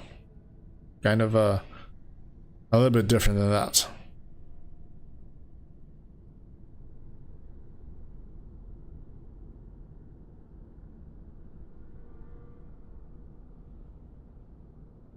I mean, if you really liked Turtle and want to play something similar, just go to OctoWow.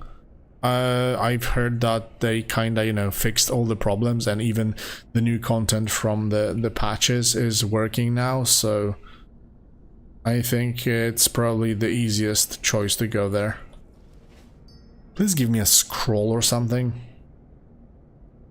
This spell's magic, chance on heal. Chance when struck, blast with thunderclap.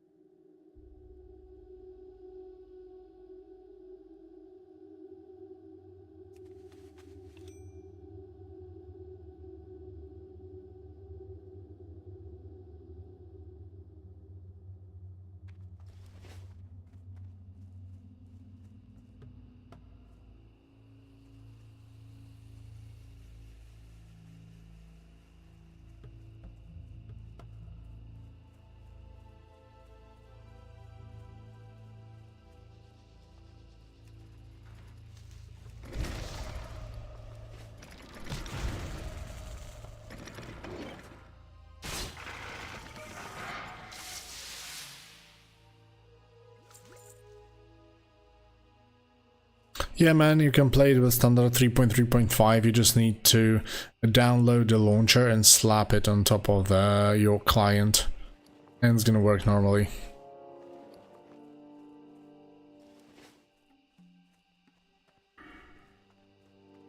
Oh, I'm getting new talents. Can we forget about that? Let's get improved judgments then.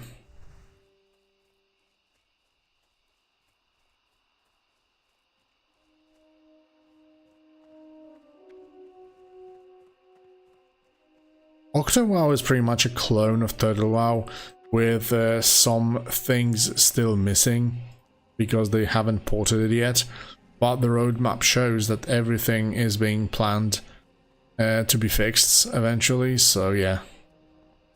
This is just a turtle. Hey there. Oh, 8 slot bag, that's massive. How are you? See you around. Okay, I just need to slap somebody over the head and we should get a level up. I just need 500 XP.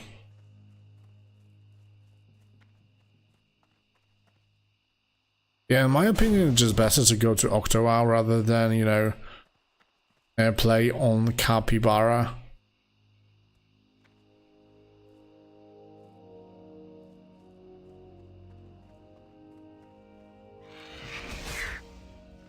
But I personally enjoy myself like all those custom servers rather than, you know, standard Classic Plus stuff.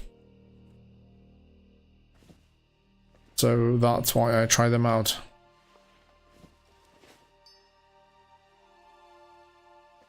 Gem of Flame Shock. Chance on any action. That's actually really, really good. Problem is that I don't have prismatic sockets, so I've got 4 tokens. Potentially I could apply some of those.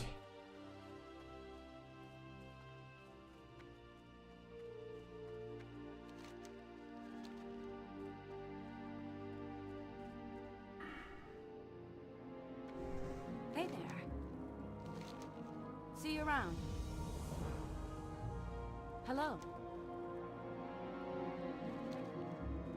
Wait, can I?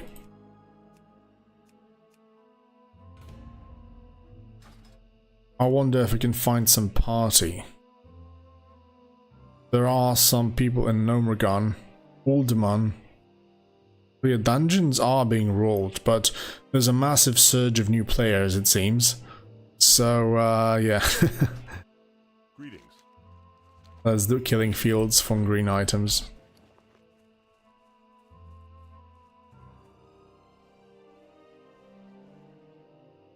You know, I'm gonna make myself quite powerful real quick. Astral token store. I need Astral. This one. I need purchase and purchase. I've got 2 scrolls now. I'm gonna put them hands and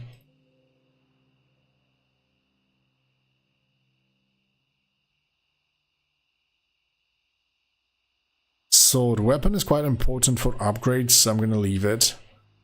I'm gonna put it on the cape. Yeah, cape. It's quite good as well. Flame shock, not really. Where are my sockets? Jam fusion. Get all those. Oh, there you are. I want whirlwind. And I want cleave potentially. Yep. We will have massive AoE now. Especially that on level 20. We will also get Seal of Command. So it's gonna get really, really crazy then.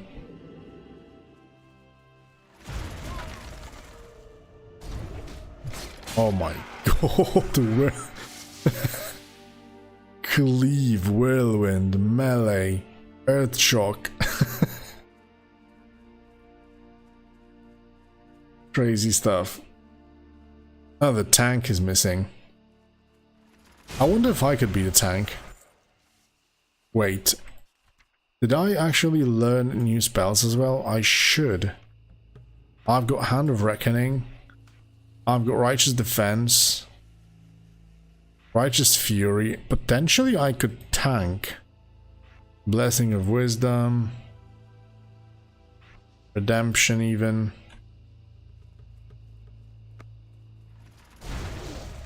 Oh my god, the damage. It's crazy, man.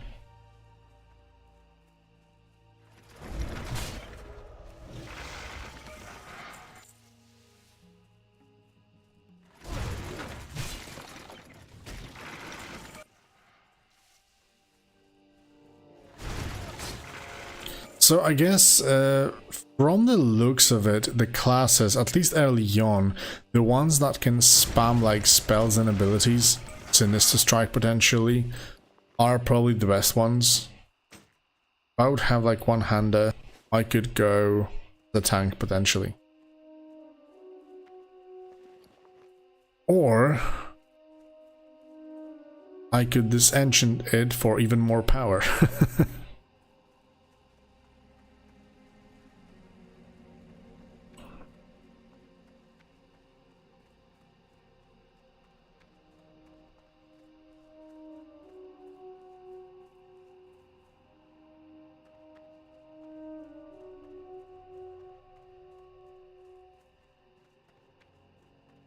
Assistentka, what do you want from my t-shirt? It's very nice and comfy. Look at the cleave. Bang, bang, bang, bang. Nice.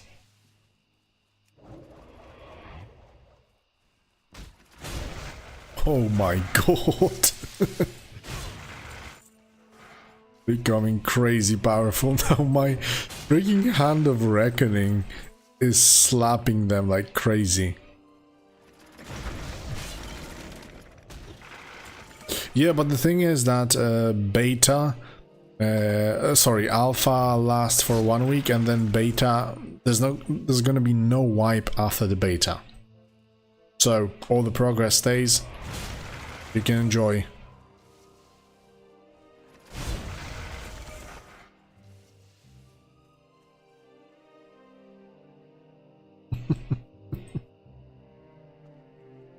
What is it for then? Guys, please tell me you don't like my t-shirt? It's basically my pajamas, but whatever. Wait, I cleared this field. I guess there should be more watchers over there. And potentially a Foe Reaper as well. That would be really, really good. 48 people found, and there's like massive list of brand new players just joining the server.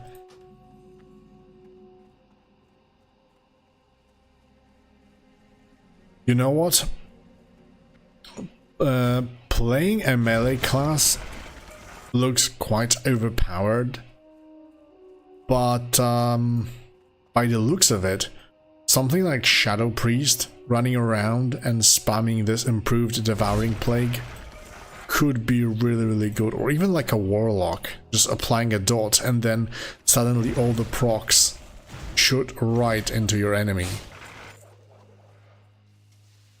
You know, it all depends what the devs want exactly.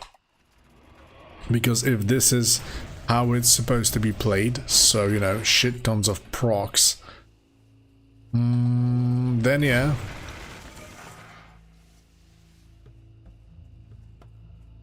It's fine.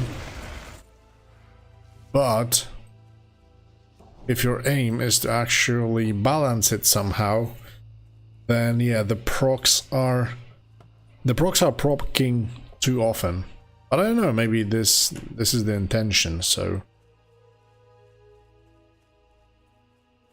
I kinda like it. We are supposed to be a little bit more powerful, but you know, there comes another problem.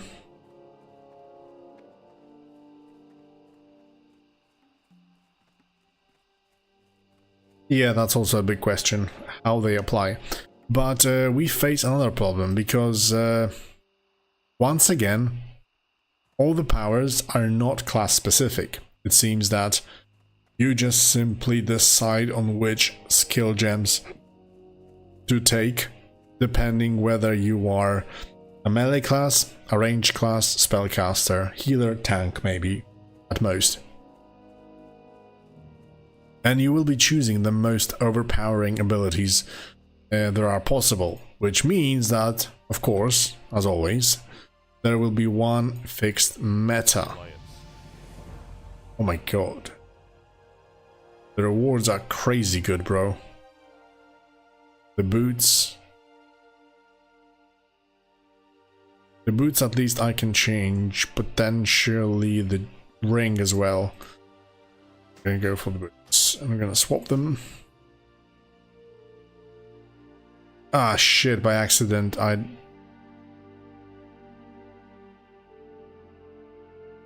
Astral Gem of Smite. That was a drop.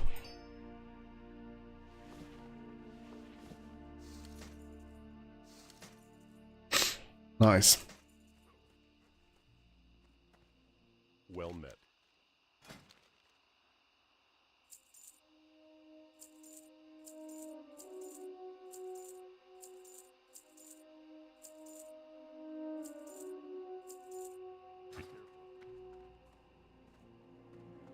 What can I do?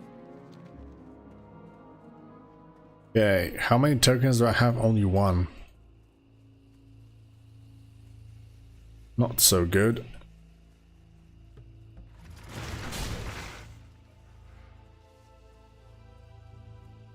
Okay, you know what, guys? Oh, I was just supposed to change myself into a tank, but then somebody did queue up.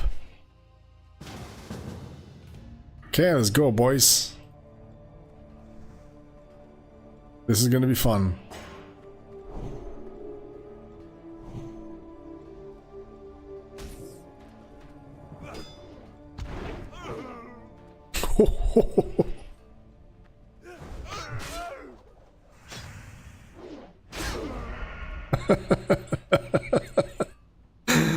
Okay, just pull some elites, man.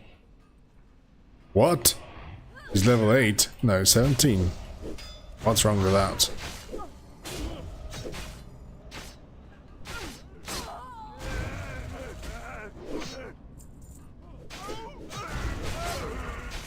You know, the problem is that I could just simply need anything pretty much, because yeah, I do need those items to create even more gems and potentially also the scrolls to be able to apply that gear. Oh my god, look at my damage. That's crazy. It seems that my tokens and gems were worth spending. Yeah, look at this.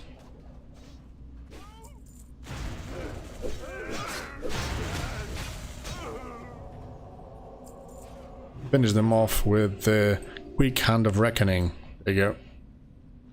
Okay, I'm not gonna be a shit-tard and not roll on pretty much everything.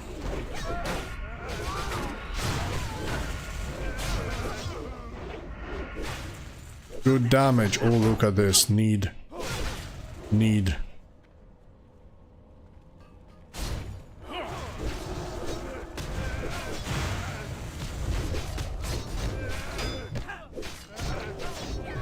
I could potentially tank it. So it seems.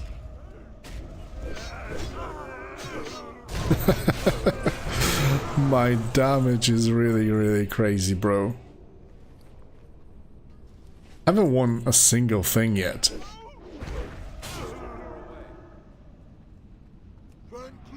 Come over here, you bastard.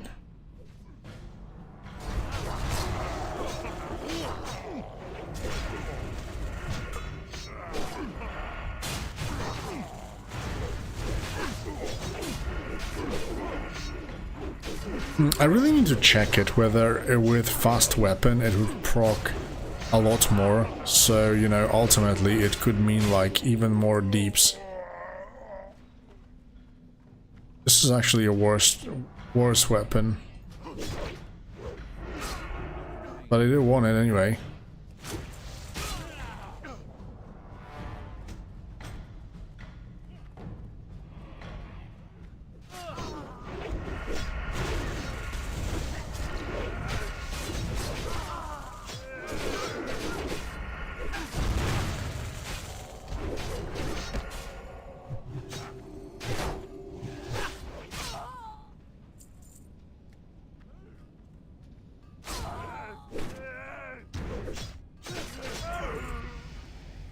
A level up, there we go.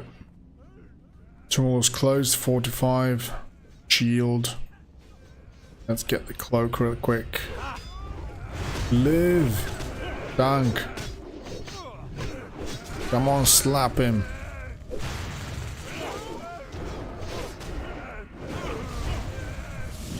Gonna stun him to help out a little bit. Come on, procs, do your job. Oh yeah, that's what I was talking about. 8 stamina, even more, but I do have... Yeah, I just cannot swap those items. This is the most annoying thing. I do understand that the scrolls are needed, but looking at the tokens, they're quite expensive early on. Probably later down the line, this problem isn't going to be that big, but for the moment... not perfect.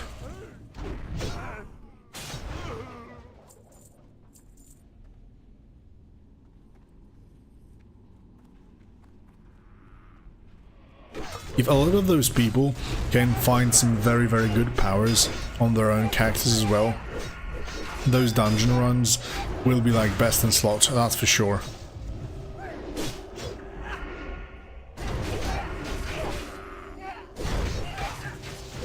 No man, it's Project Astral.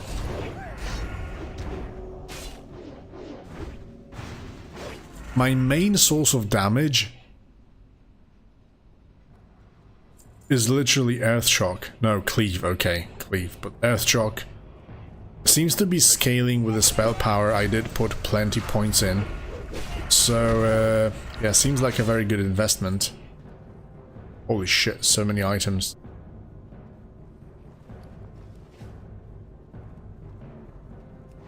Come on, pull them. Okay, we got the boss as well.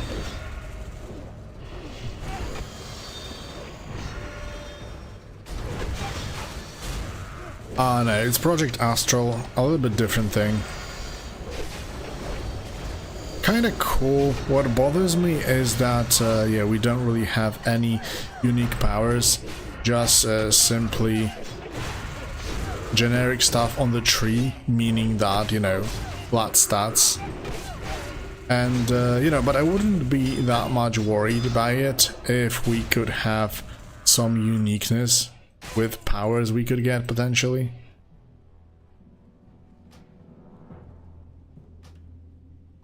But yeah, unfortunately, it seems that we just simply get stuff from other classes that can be randomly procced on your attacks, which of course makes you quite overpowered. But on the other hand, there's no uniqueness to it whatsoever, so depends what you like to be.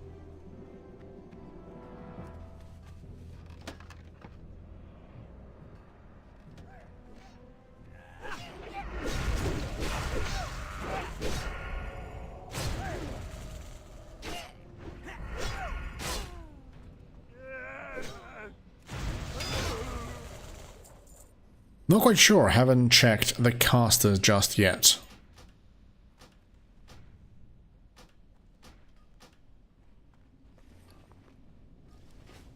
But there seems to be like plenty of stuff that can be procced. Proc on all, proc on stack, proc on heal, proc on cast, proc on hits, so you know.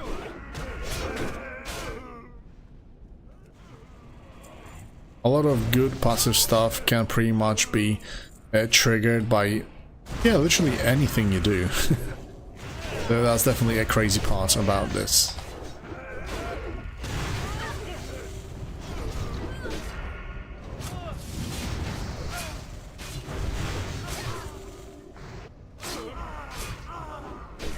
Man, the auto whirlwind though is so good.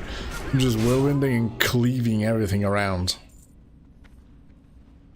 Crazy stuff. If I can get Seal of Command eventually from level 20, the cleave will be like best in slot probably.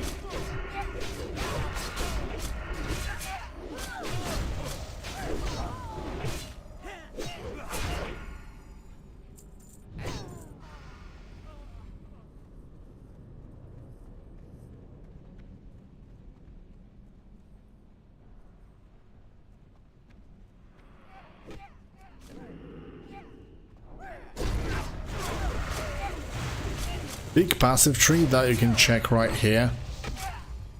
Mostly with the stats on the right side, and left side are the utility things. And you can slot gems into your gear. Kind of like Ascension was with the epic engines. That allow you to get some unique powers. I mean, they're not really that unique. Those are usually just procs of other classes. Skills. So, like myself, I'm already kind of overpowered because I get Whirlwind and Cleave. Yeah, I have to check this with the attack speed actually.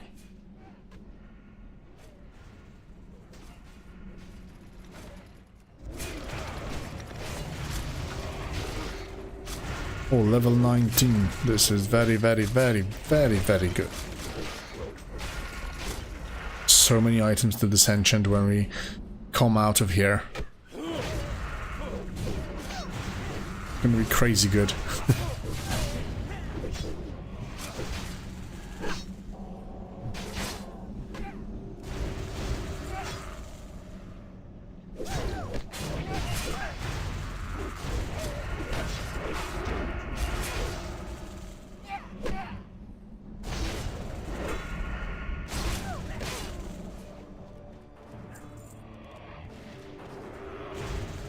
Yeah, it seems that we have pulled like almost the whole freaking room. Well, a paladin actually is doing a very, very good job as a healer. Where's this pally? Is he really like holy? Yeah, a gnome pally. Cool stuff, man.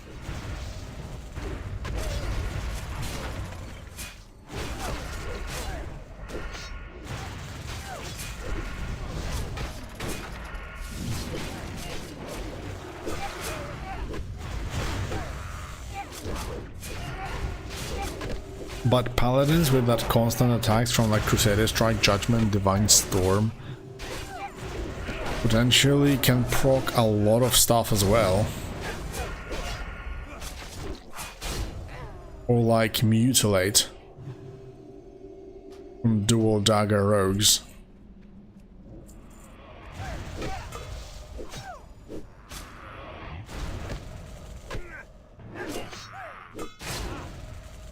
Those guys do absolutely no damage because they rely on their own. And I already have plenty of powers placed in my items, so that's why.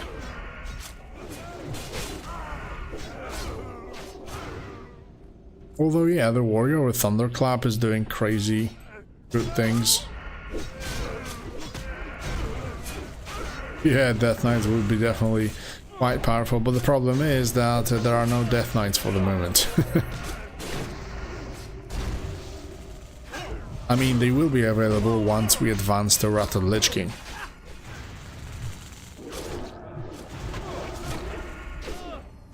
So yeah, 2 expansions worth of content, depending how long they're gonna take.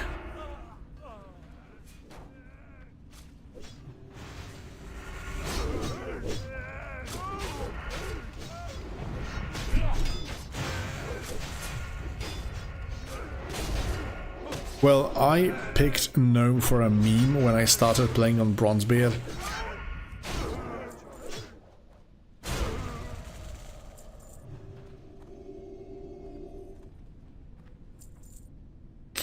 And yeah, I kind of regretted this after a while. I just can't make myself to play a gnome. You heard my voice, never expect me to look like that? What do you mean by like that? So ugly? Feels like you can see more, yeah. Kind of like with torrents where you cannot like fit through some of the like entrances or tight corridors and stuff. Because you're a freaking cow. Even more when you finally get a Kodo.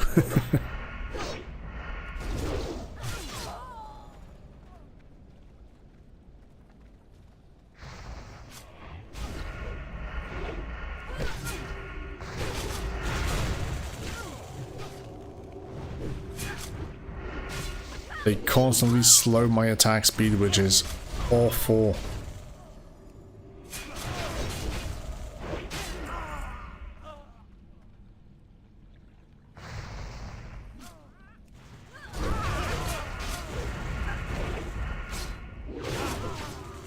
Oh, we're gonna get level 20 before Van Cleef, which is gonna be super good.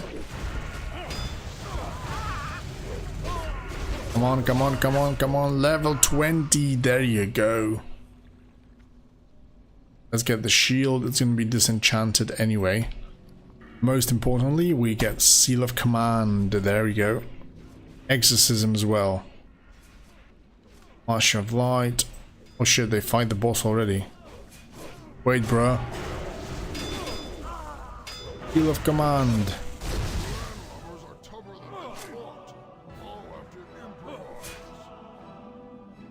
And freedom.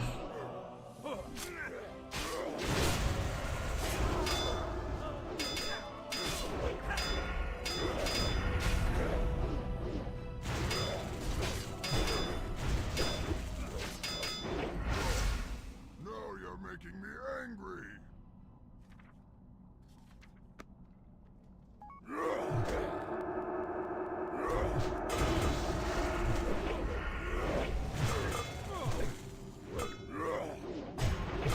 Oh, Seal of Command is so much better than this freaking Seal of Righteousness. Their deal is a big, massive passive tree, kind of like Ibn with raw stats and some utility stuff. And gems. Gems can be slotted into your gear, which allow you to proc like abilities of different classes and stuff. For example, I'm a red paladin, and yet I constantly spam Earthshock, Whirlwind and Cleave and Devouring Plague passively. Because, yeah, that's what I rolled and that's what I put on my gear. Yeah, the DPS increases like massive. Seal of Command being second now. One of the best cleaving abilities in the game. Oh yeah, the int stacker on Holy Paladin could be really, really good. Also arcane mages, I know that they get spell power from intellect as well.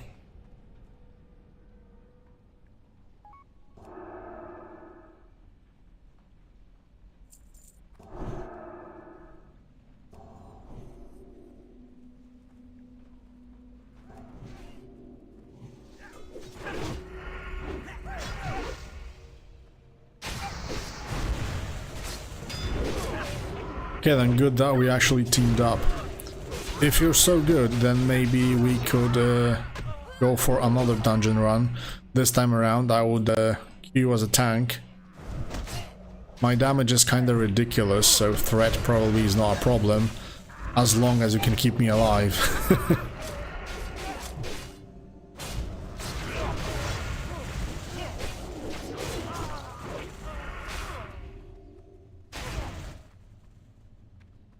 Yeah, for the moment, you know, just getting some passives, being quite overpowered early on. It's a pretty good feeling, kind of like on Ebonhold. I just, you know, wonder how it's gonna... I'm just wondering about its longevity. Because that's what initially stopped Ebonhold from becoming big. So I do really wonder what could happen in here.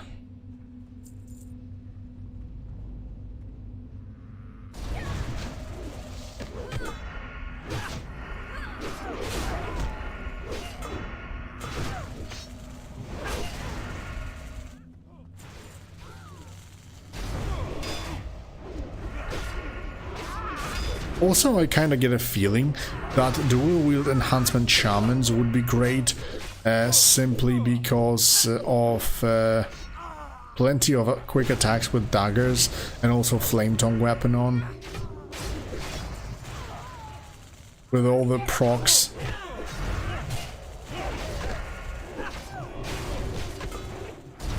I'm gonna save the rogue real quick.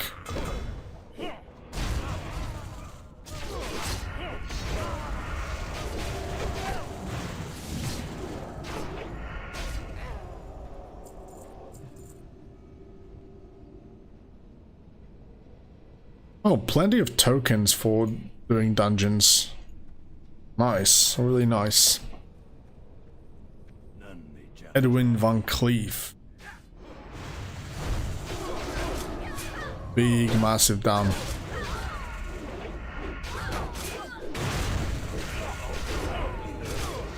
Also, the weapon speed of this is so slow that those attacks really hurt. Level 21. Dungeon completed.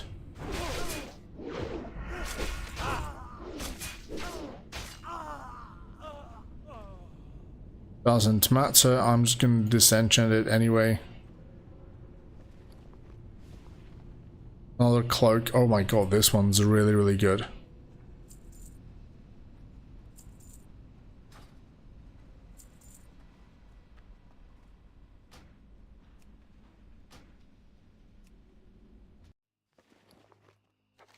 This can be turned into Stormwind. Let's just go back to the Sentinel Hill. Ooh, yeah, but I have cleave on my cloak. That's the problem. I'm gonna keep it for the moment.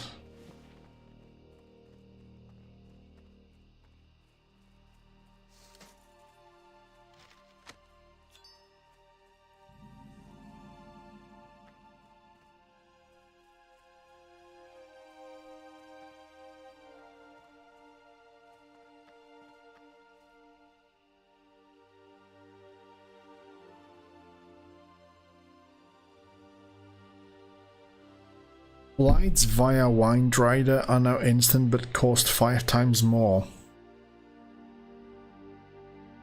For leveling, this is super important, I guess.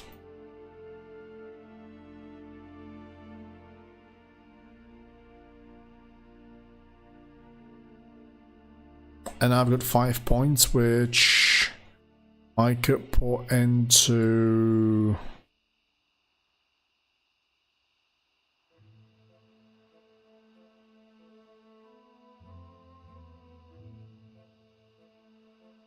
one spell power and 1 strength.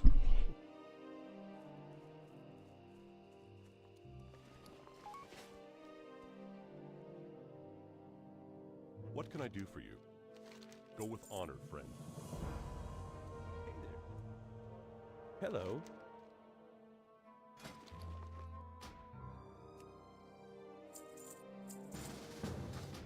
Okay, if you've got some connection issues, let me just get back to Stormwind real quick. Gonna sort out all this gear. Maybe we can get something even more powerful now.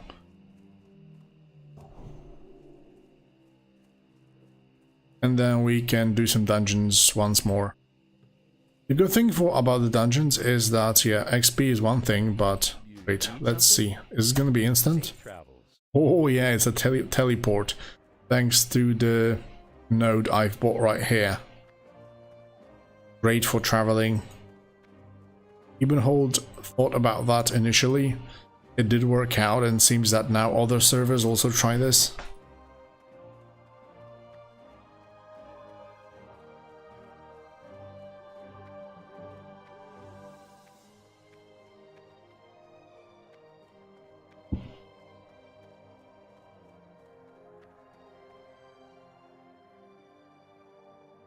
Okay, I'm not going to be running around with this freaking astral table turned on constantly. Let's hope I can get some scrolls off of it as well.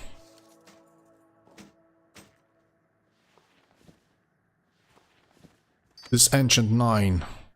There you... Scroll of Removal. I mean... would be useful.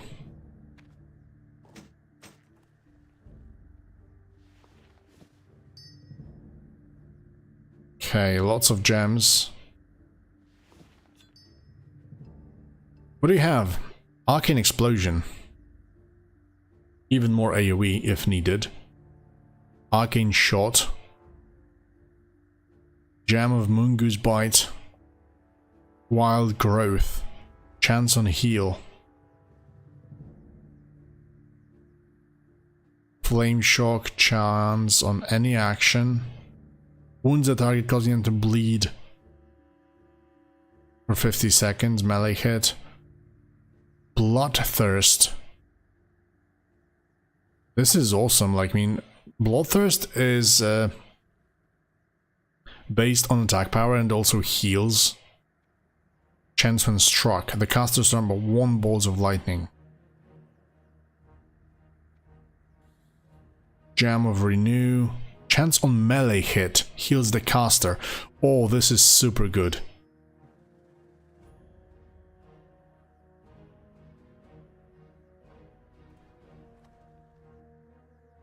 Sinister Strike, but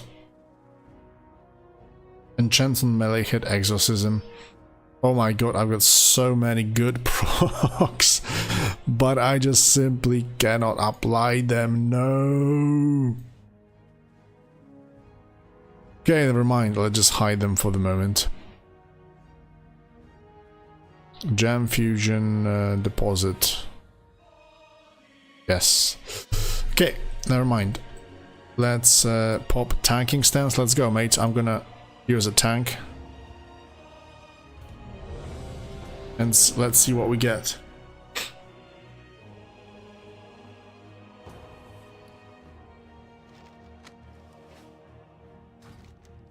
Oh, there's a quest to turn in as well.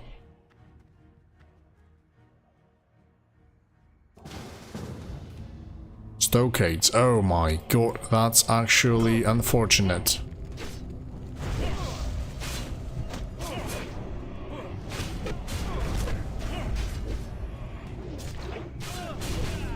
Oh wait, because I'm not a tank. Okay, that's good then.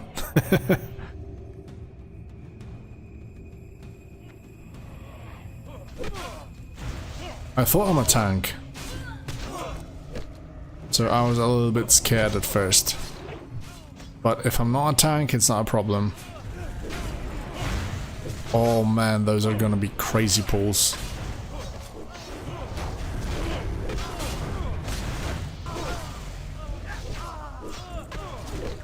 They even disarm me straight away because I deal too much damage. Oh, we've got somebody with Dawnbreaker. Sure, I should also have a Consecration right now. Completely forgot about that.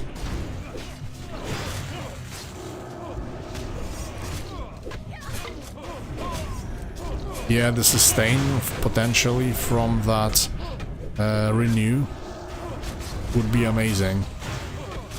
Chance on melee hit to apply a renew to myself. Super good.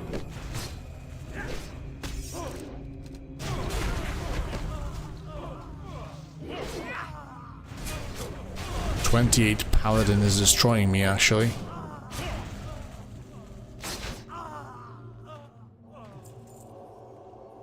But that's no problem, no problem. I'm gonna get Blessing of Wisdom for myself.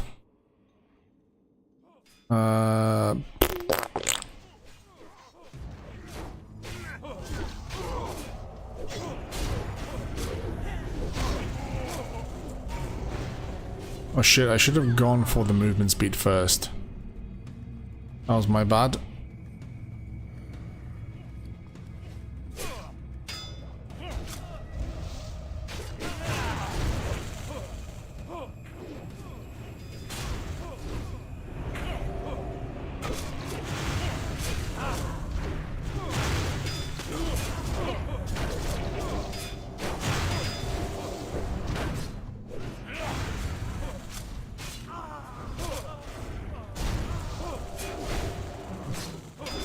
Oh my god.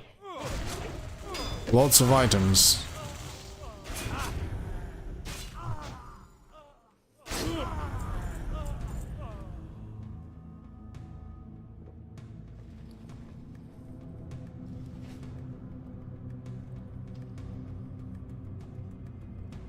Do you have a king? No, you don't have a king.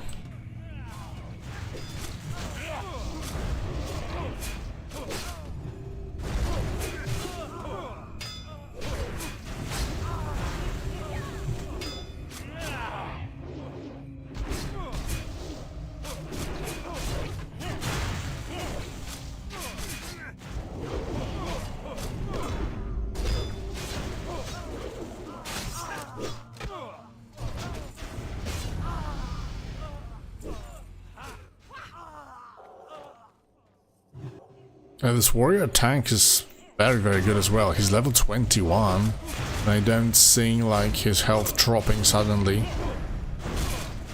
Good stuff.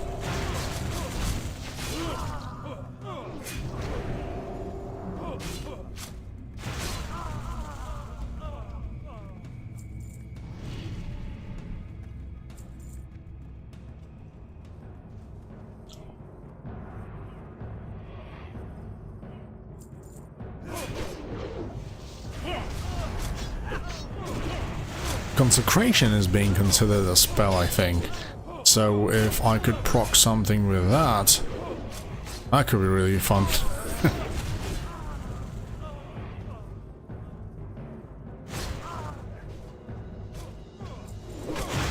Or big massive pool. That's what kitties like the most.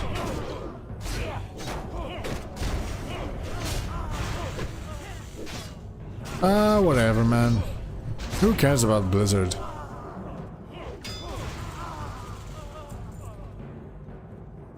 Oh, this is so good, the cuffs. Let's go.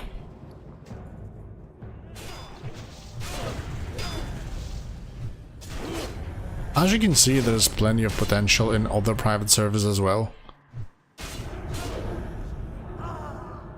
So even if they close Ascension potentially, which, yeah, eventually they will, we also have other options to check out on the market, so...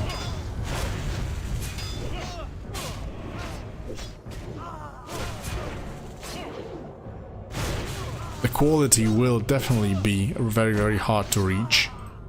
But yeah, as you can see, Turtle WoW already did got their counterpart in case of like, you know, Octo WoW and this Capybara or whatever, which is like Chinese. Oh shoot.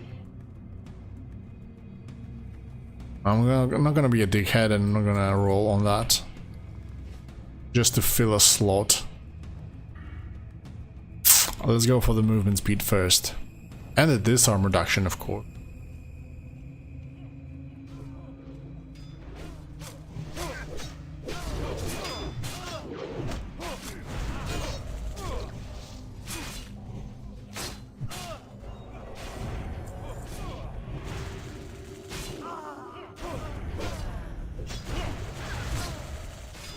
If I could potentially grab some movement speed from the tree as well,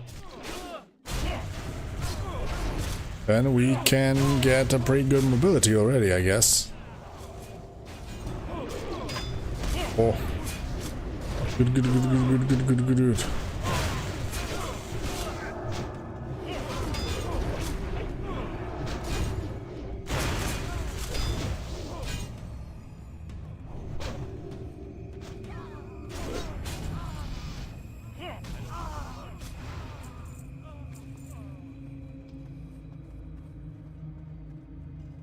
Nice, stockades are pretty damn fast to complete and going very well with this team.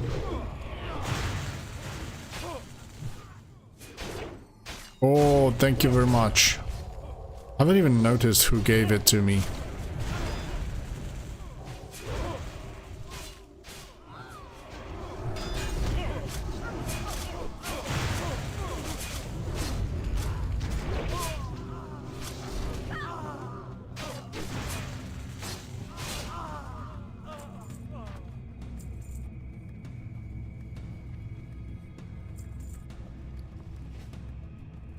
Level 24. Okay, I was gonna keep it for an upgrade.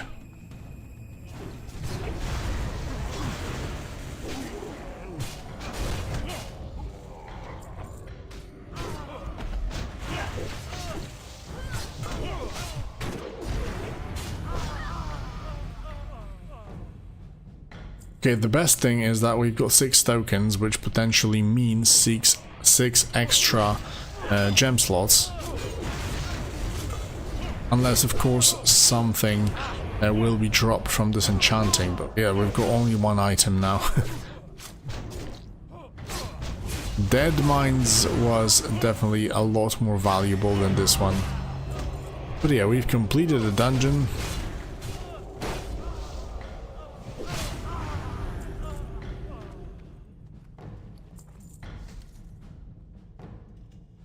Oh, 10 stamina belt. Got the other ring. Only 1 item to dissension. That's bad, mate.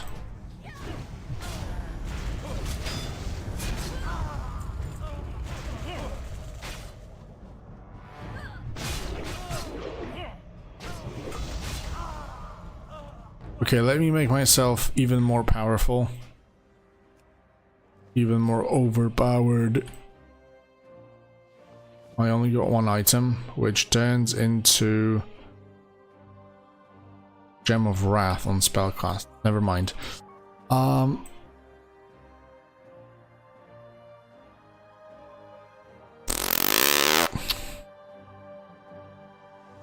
Okay, I've got 7 tokens. I really need those freaking socket scrolls. Purchase. Purchase. For the moment, I'm gonna get 2. Okay, fuck it, let's just grab all of those. Purchase. I've got 3 now. And, what's that? Sweeping attack. Kate. Okay, gem fusion. Where's my list? I need scroll of removal. Let's pick 1.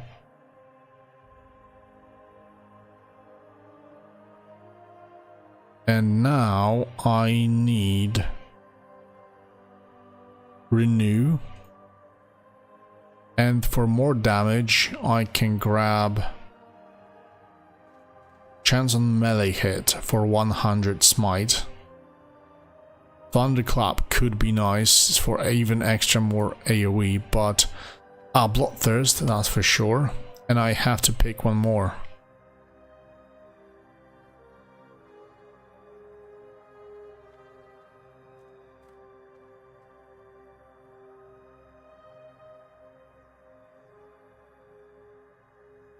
If I could potentially... Holy fire. Chance on spellcast.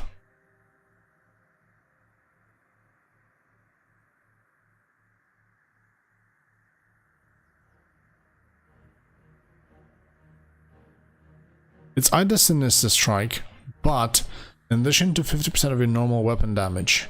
15% is not really that much, but the PPM seems to be quite high. Quite high. Smite. Thunderclap, very low PPM. Moongoose Bite.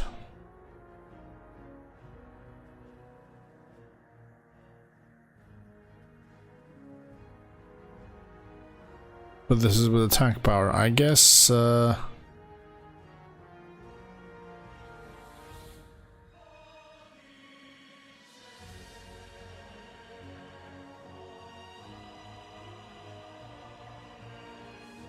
it's gonna be Smite then.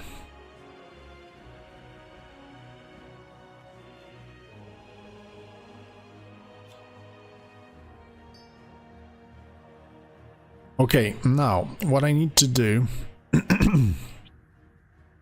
is apply this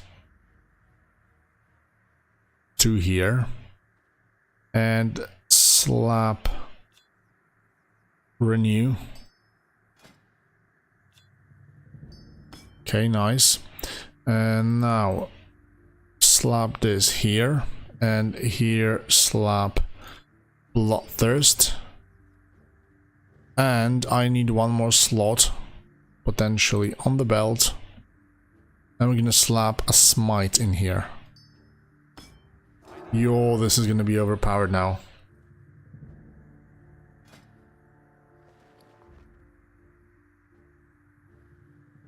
Those two will have to wait for now. Okay, hide anything else. Chance on heal. A powerful prayer heals a friendly target. Oh my god, this is crazy. Yeah, dude.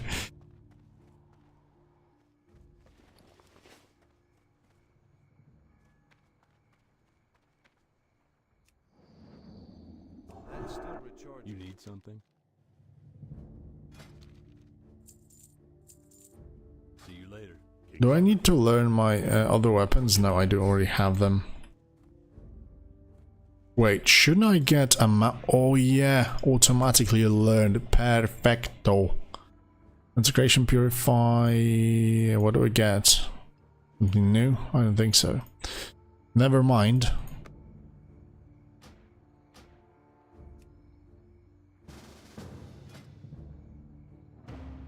Let's see what we can do now. Oh, I'm a damage dealer once again. That's good. Probably the tank hit once again. I assume the damage will be out of hand this time around. The great thing is that we constantly get different dungeons.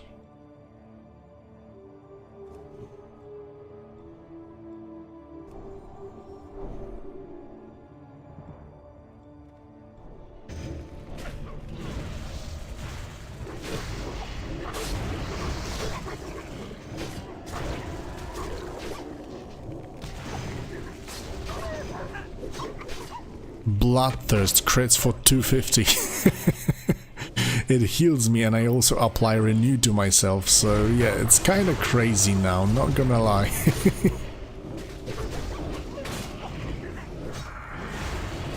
Although yeah, it seems that renew doesn't have like 100% uptime. But yeah, still. It has been applied once again. But I also have Bloodthirst stacks for 1% max health.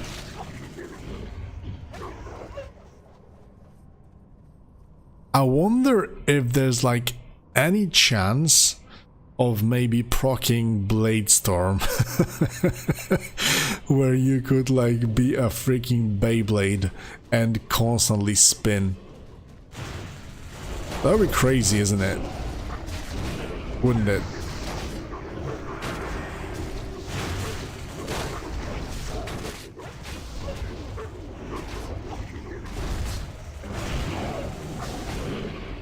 Oh my god, 200 DPS on this server already, on this level already. One-handed weapon, I really want to try it out.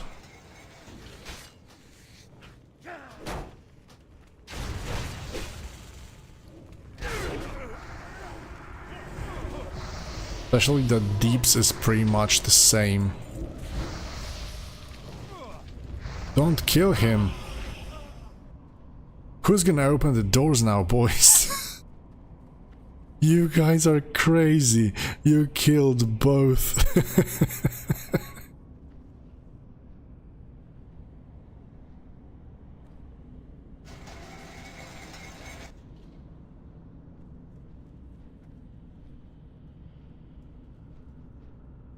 Oh, level 44 in here? Ah, it's the GM. Nice. Thank you for the help.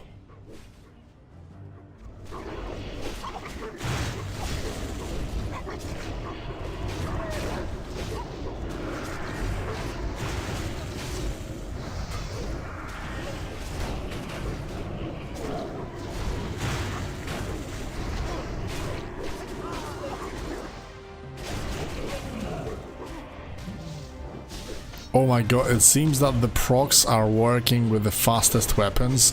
So yeah, big massive two-hander is not the way. Dual wielding classes will be best in slot. Like my deeps went like massively just by changing to a faster weapon.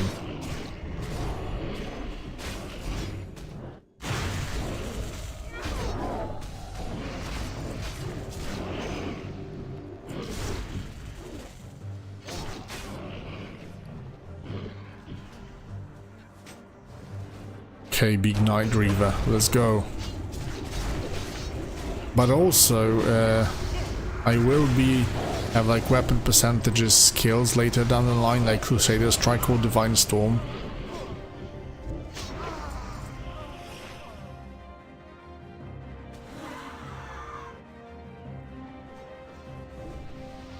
This is based off of Wrath of the Lich King, but also it's being like a progressive realm, so we start with classic stuff and then TBC and Wrath of the Lich King eventually. Bloody Apron.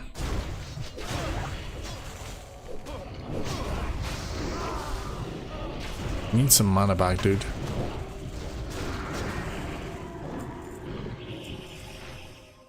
Whirlwind is top.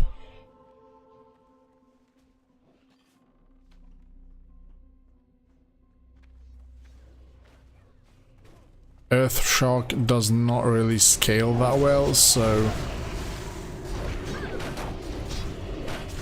it fall off eventually.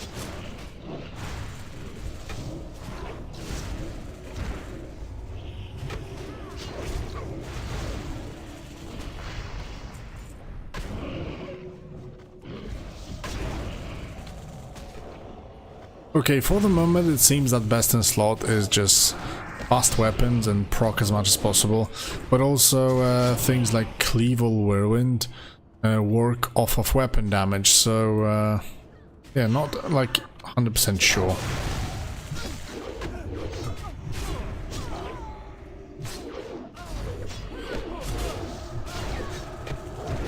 Shit, silence. And the trinket doesn't free me off of it.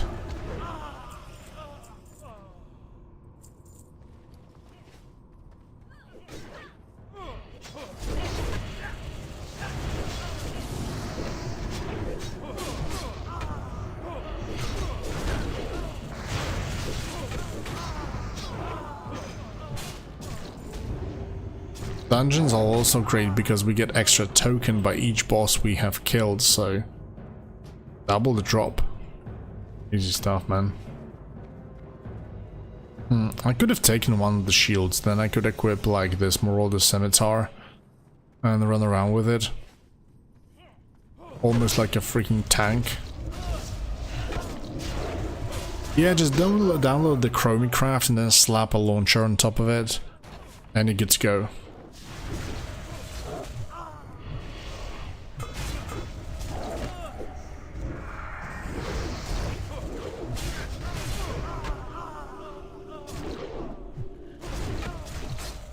Very fun stuff. Haven't been playing like leveling standard in dungeons, so being a little bit overpowered for the level and just clearing those so fast feels kind of refreshing. Ah, this bad boy.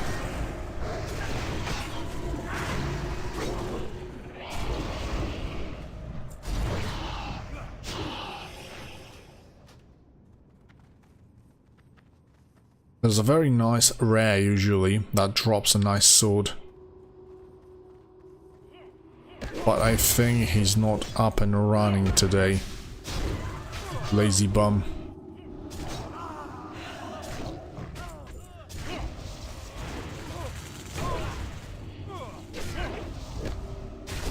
Oh, it seems we're speeding up a little bit. Why not?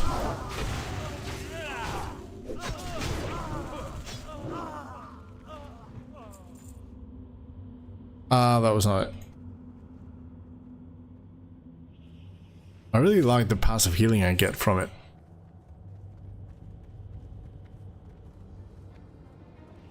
Like Bloodthirst healing some, renew.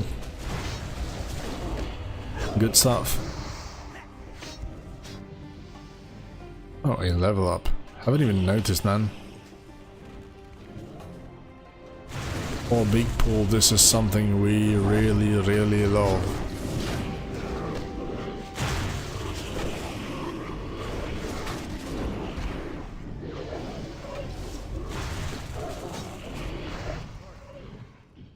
.250 DPS, nice. Consecration and Whirlwind, Cleave, Bloodthirst. Bloodthirst is up there even if I do like AoE pulls and stuff. Oh shit, we pulled too many? Nah, we're fine. This tank is a big Giga Chad.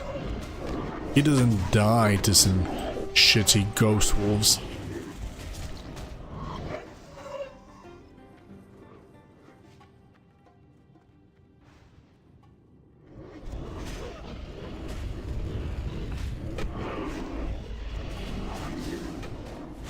Okay, so I changed to Blessing of Wisdom, and I also use Judgment of Wisdom, and then suddenly I do have plenty of mana to cast Consecration as well. Very helpful.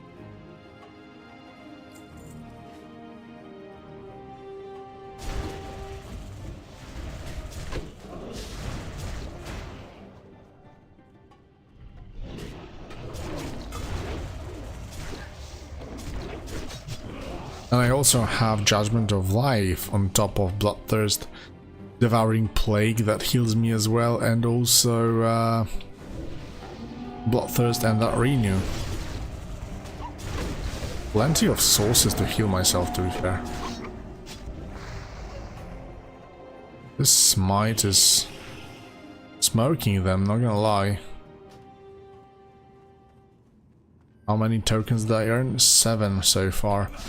Probably will end on 9, because there's still this wolf and Arago, plus potentially maybe for the completion is also token or something.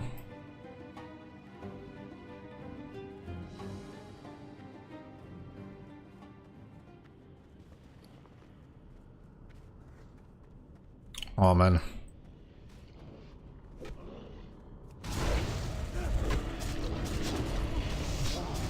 Big bang attack on this Song of Aragal. Yeah, let's just pull the Nando's bad boy. Oh, the door's open. I wonder if this is buggy or something.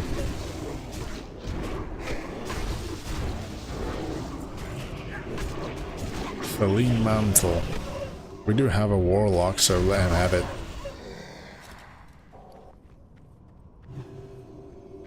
Could potentially be cheeky and grab our Aragal right here, but I'm not gonna do this.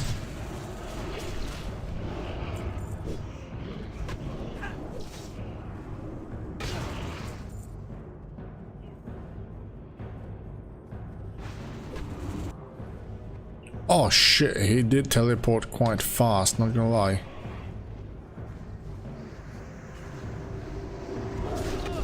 I do absolutely no damage on him because this bad boy decided to be cheeky. And I'm stunned. Never mind, he's dead. That's the most important thing. Level 24. Still a long way until Crusader Strike is going to be available.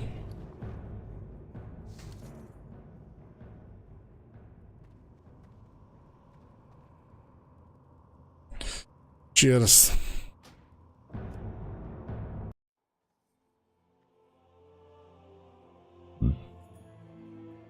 Jebri, yeah, I totally understand you. You've got this big passive tree, but those are like raw stats. to be distributed. So like strength, agility percentages, spell power, stuff like that. On the left side you've got utility, so you can pick up like extra XP, you know, things like that. Extra movement speed. Well, this is good. 10% flight speed, 10% rune speed, 5% mountain speed. 2 tokens. I take that.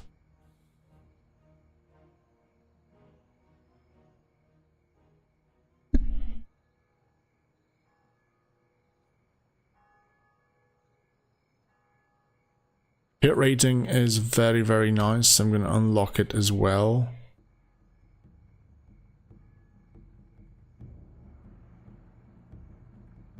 Haste, crit. Even more spell power is always nice. Paladin scale as well, and also potentially if I would like to use... Oh, it did recover me the point. Okay, let's keep it. And then again, the other one you have are the gems that you can slot onto your gear. You get a lot more powerful, so...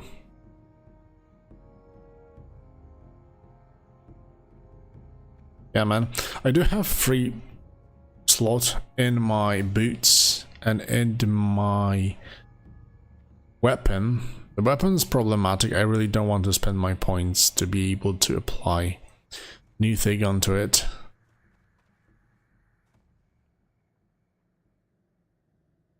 Oh, I do have a ring though. That's nice. The rest, I guess, I'm gonna keep the weapon.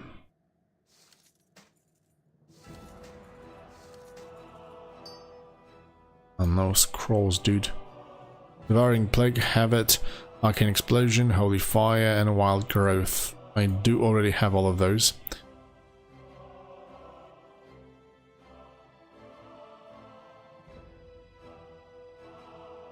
So I need 3 of the like same item, exactly the same, and then I can fuse them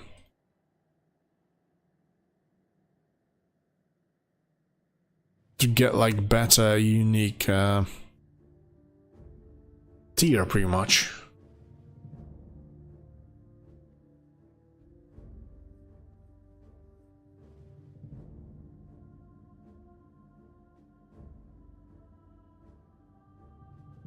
It's pretty good. The Paladin was also a good choice, mainly due to the fact that I get a free mount as well. Free mount. Oh! It's instant cast? Yes, it is. I think not per character. Per account, I think. So get to level 24. Let me just check real quick. Warlock, for example.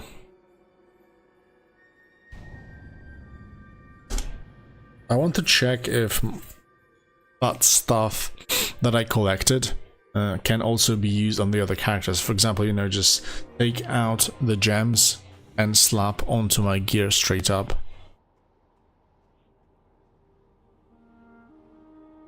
And also want to see if the tree progression transfers as well.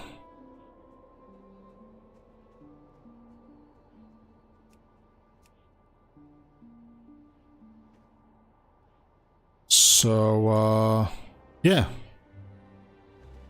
I can grab those wherever I want. This is so good. Nice. And Astral. Yeah, it has been added overall. Got plenty of spell power, so this means that I start on 25 spell power straight away. So if I shoot a wolf, it should be really deadly. No, spell power means nothing on those low scaled spells. That's crazy, man.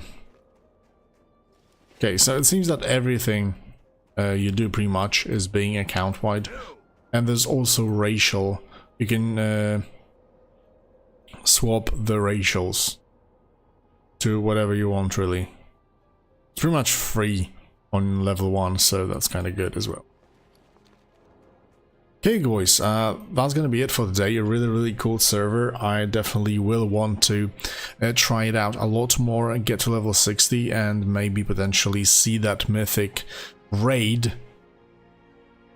It also depends how many tokens we need to actually farm to be able to even reach it. So, you know, alpha with my gaming schedule could be a little bit too short to check it out entirely.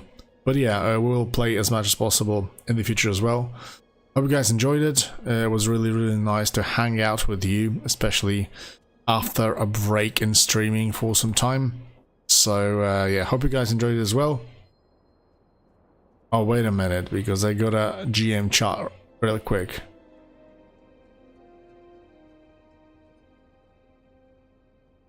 Oh yeah, no problem, man.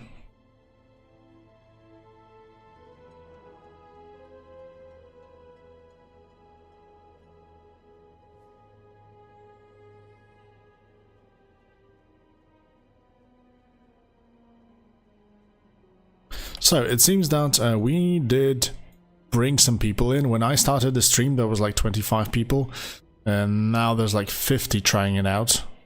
So we'll see. I will probably also make a video about this server, but I'm not quite sure whether should I just straight up go for it or play a little bit more. But like main features are pretty much shown on the stream as well, so I think I will have enough footage to, like, you know, show the most important stuff.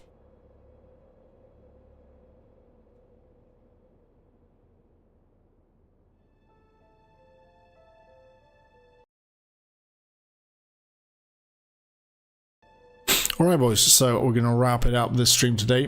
Thank you for joining in. I wish you a good night and amazing weekend. Take care, and until next time, bye bye.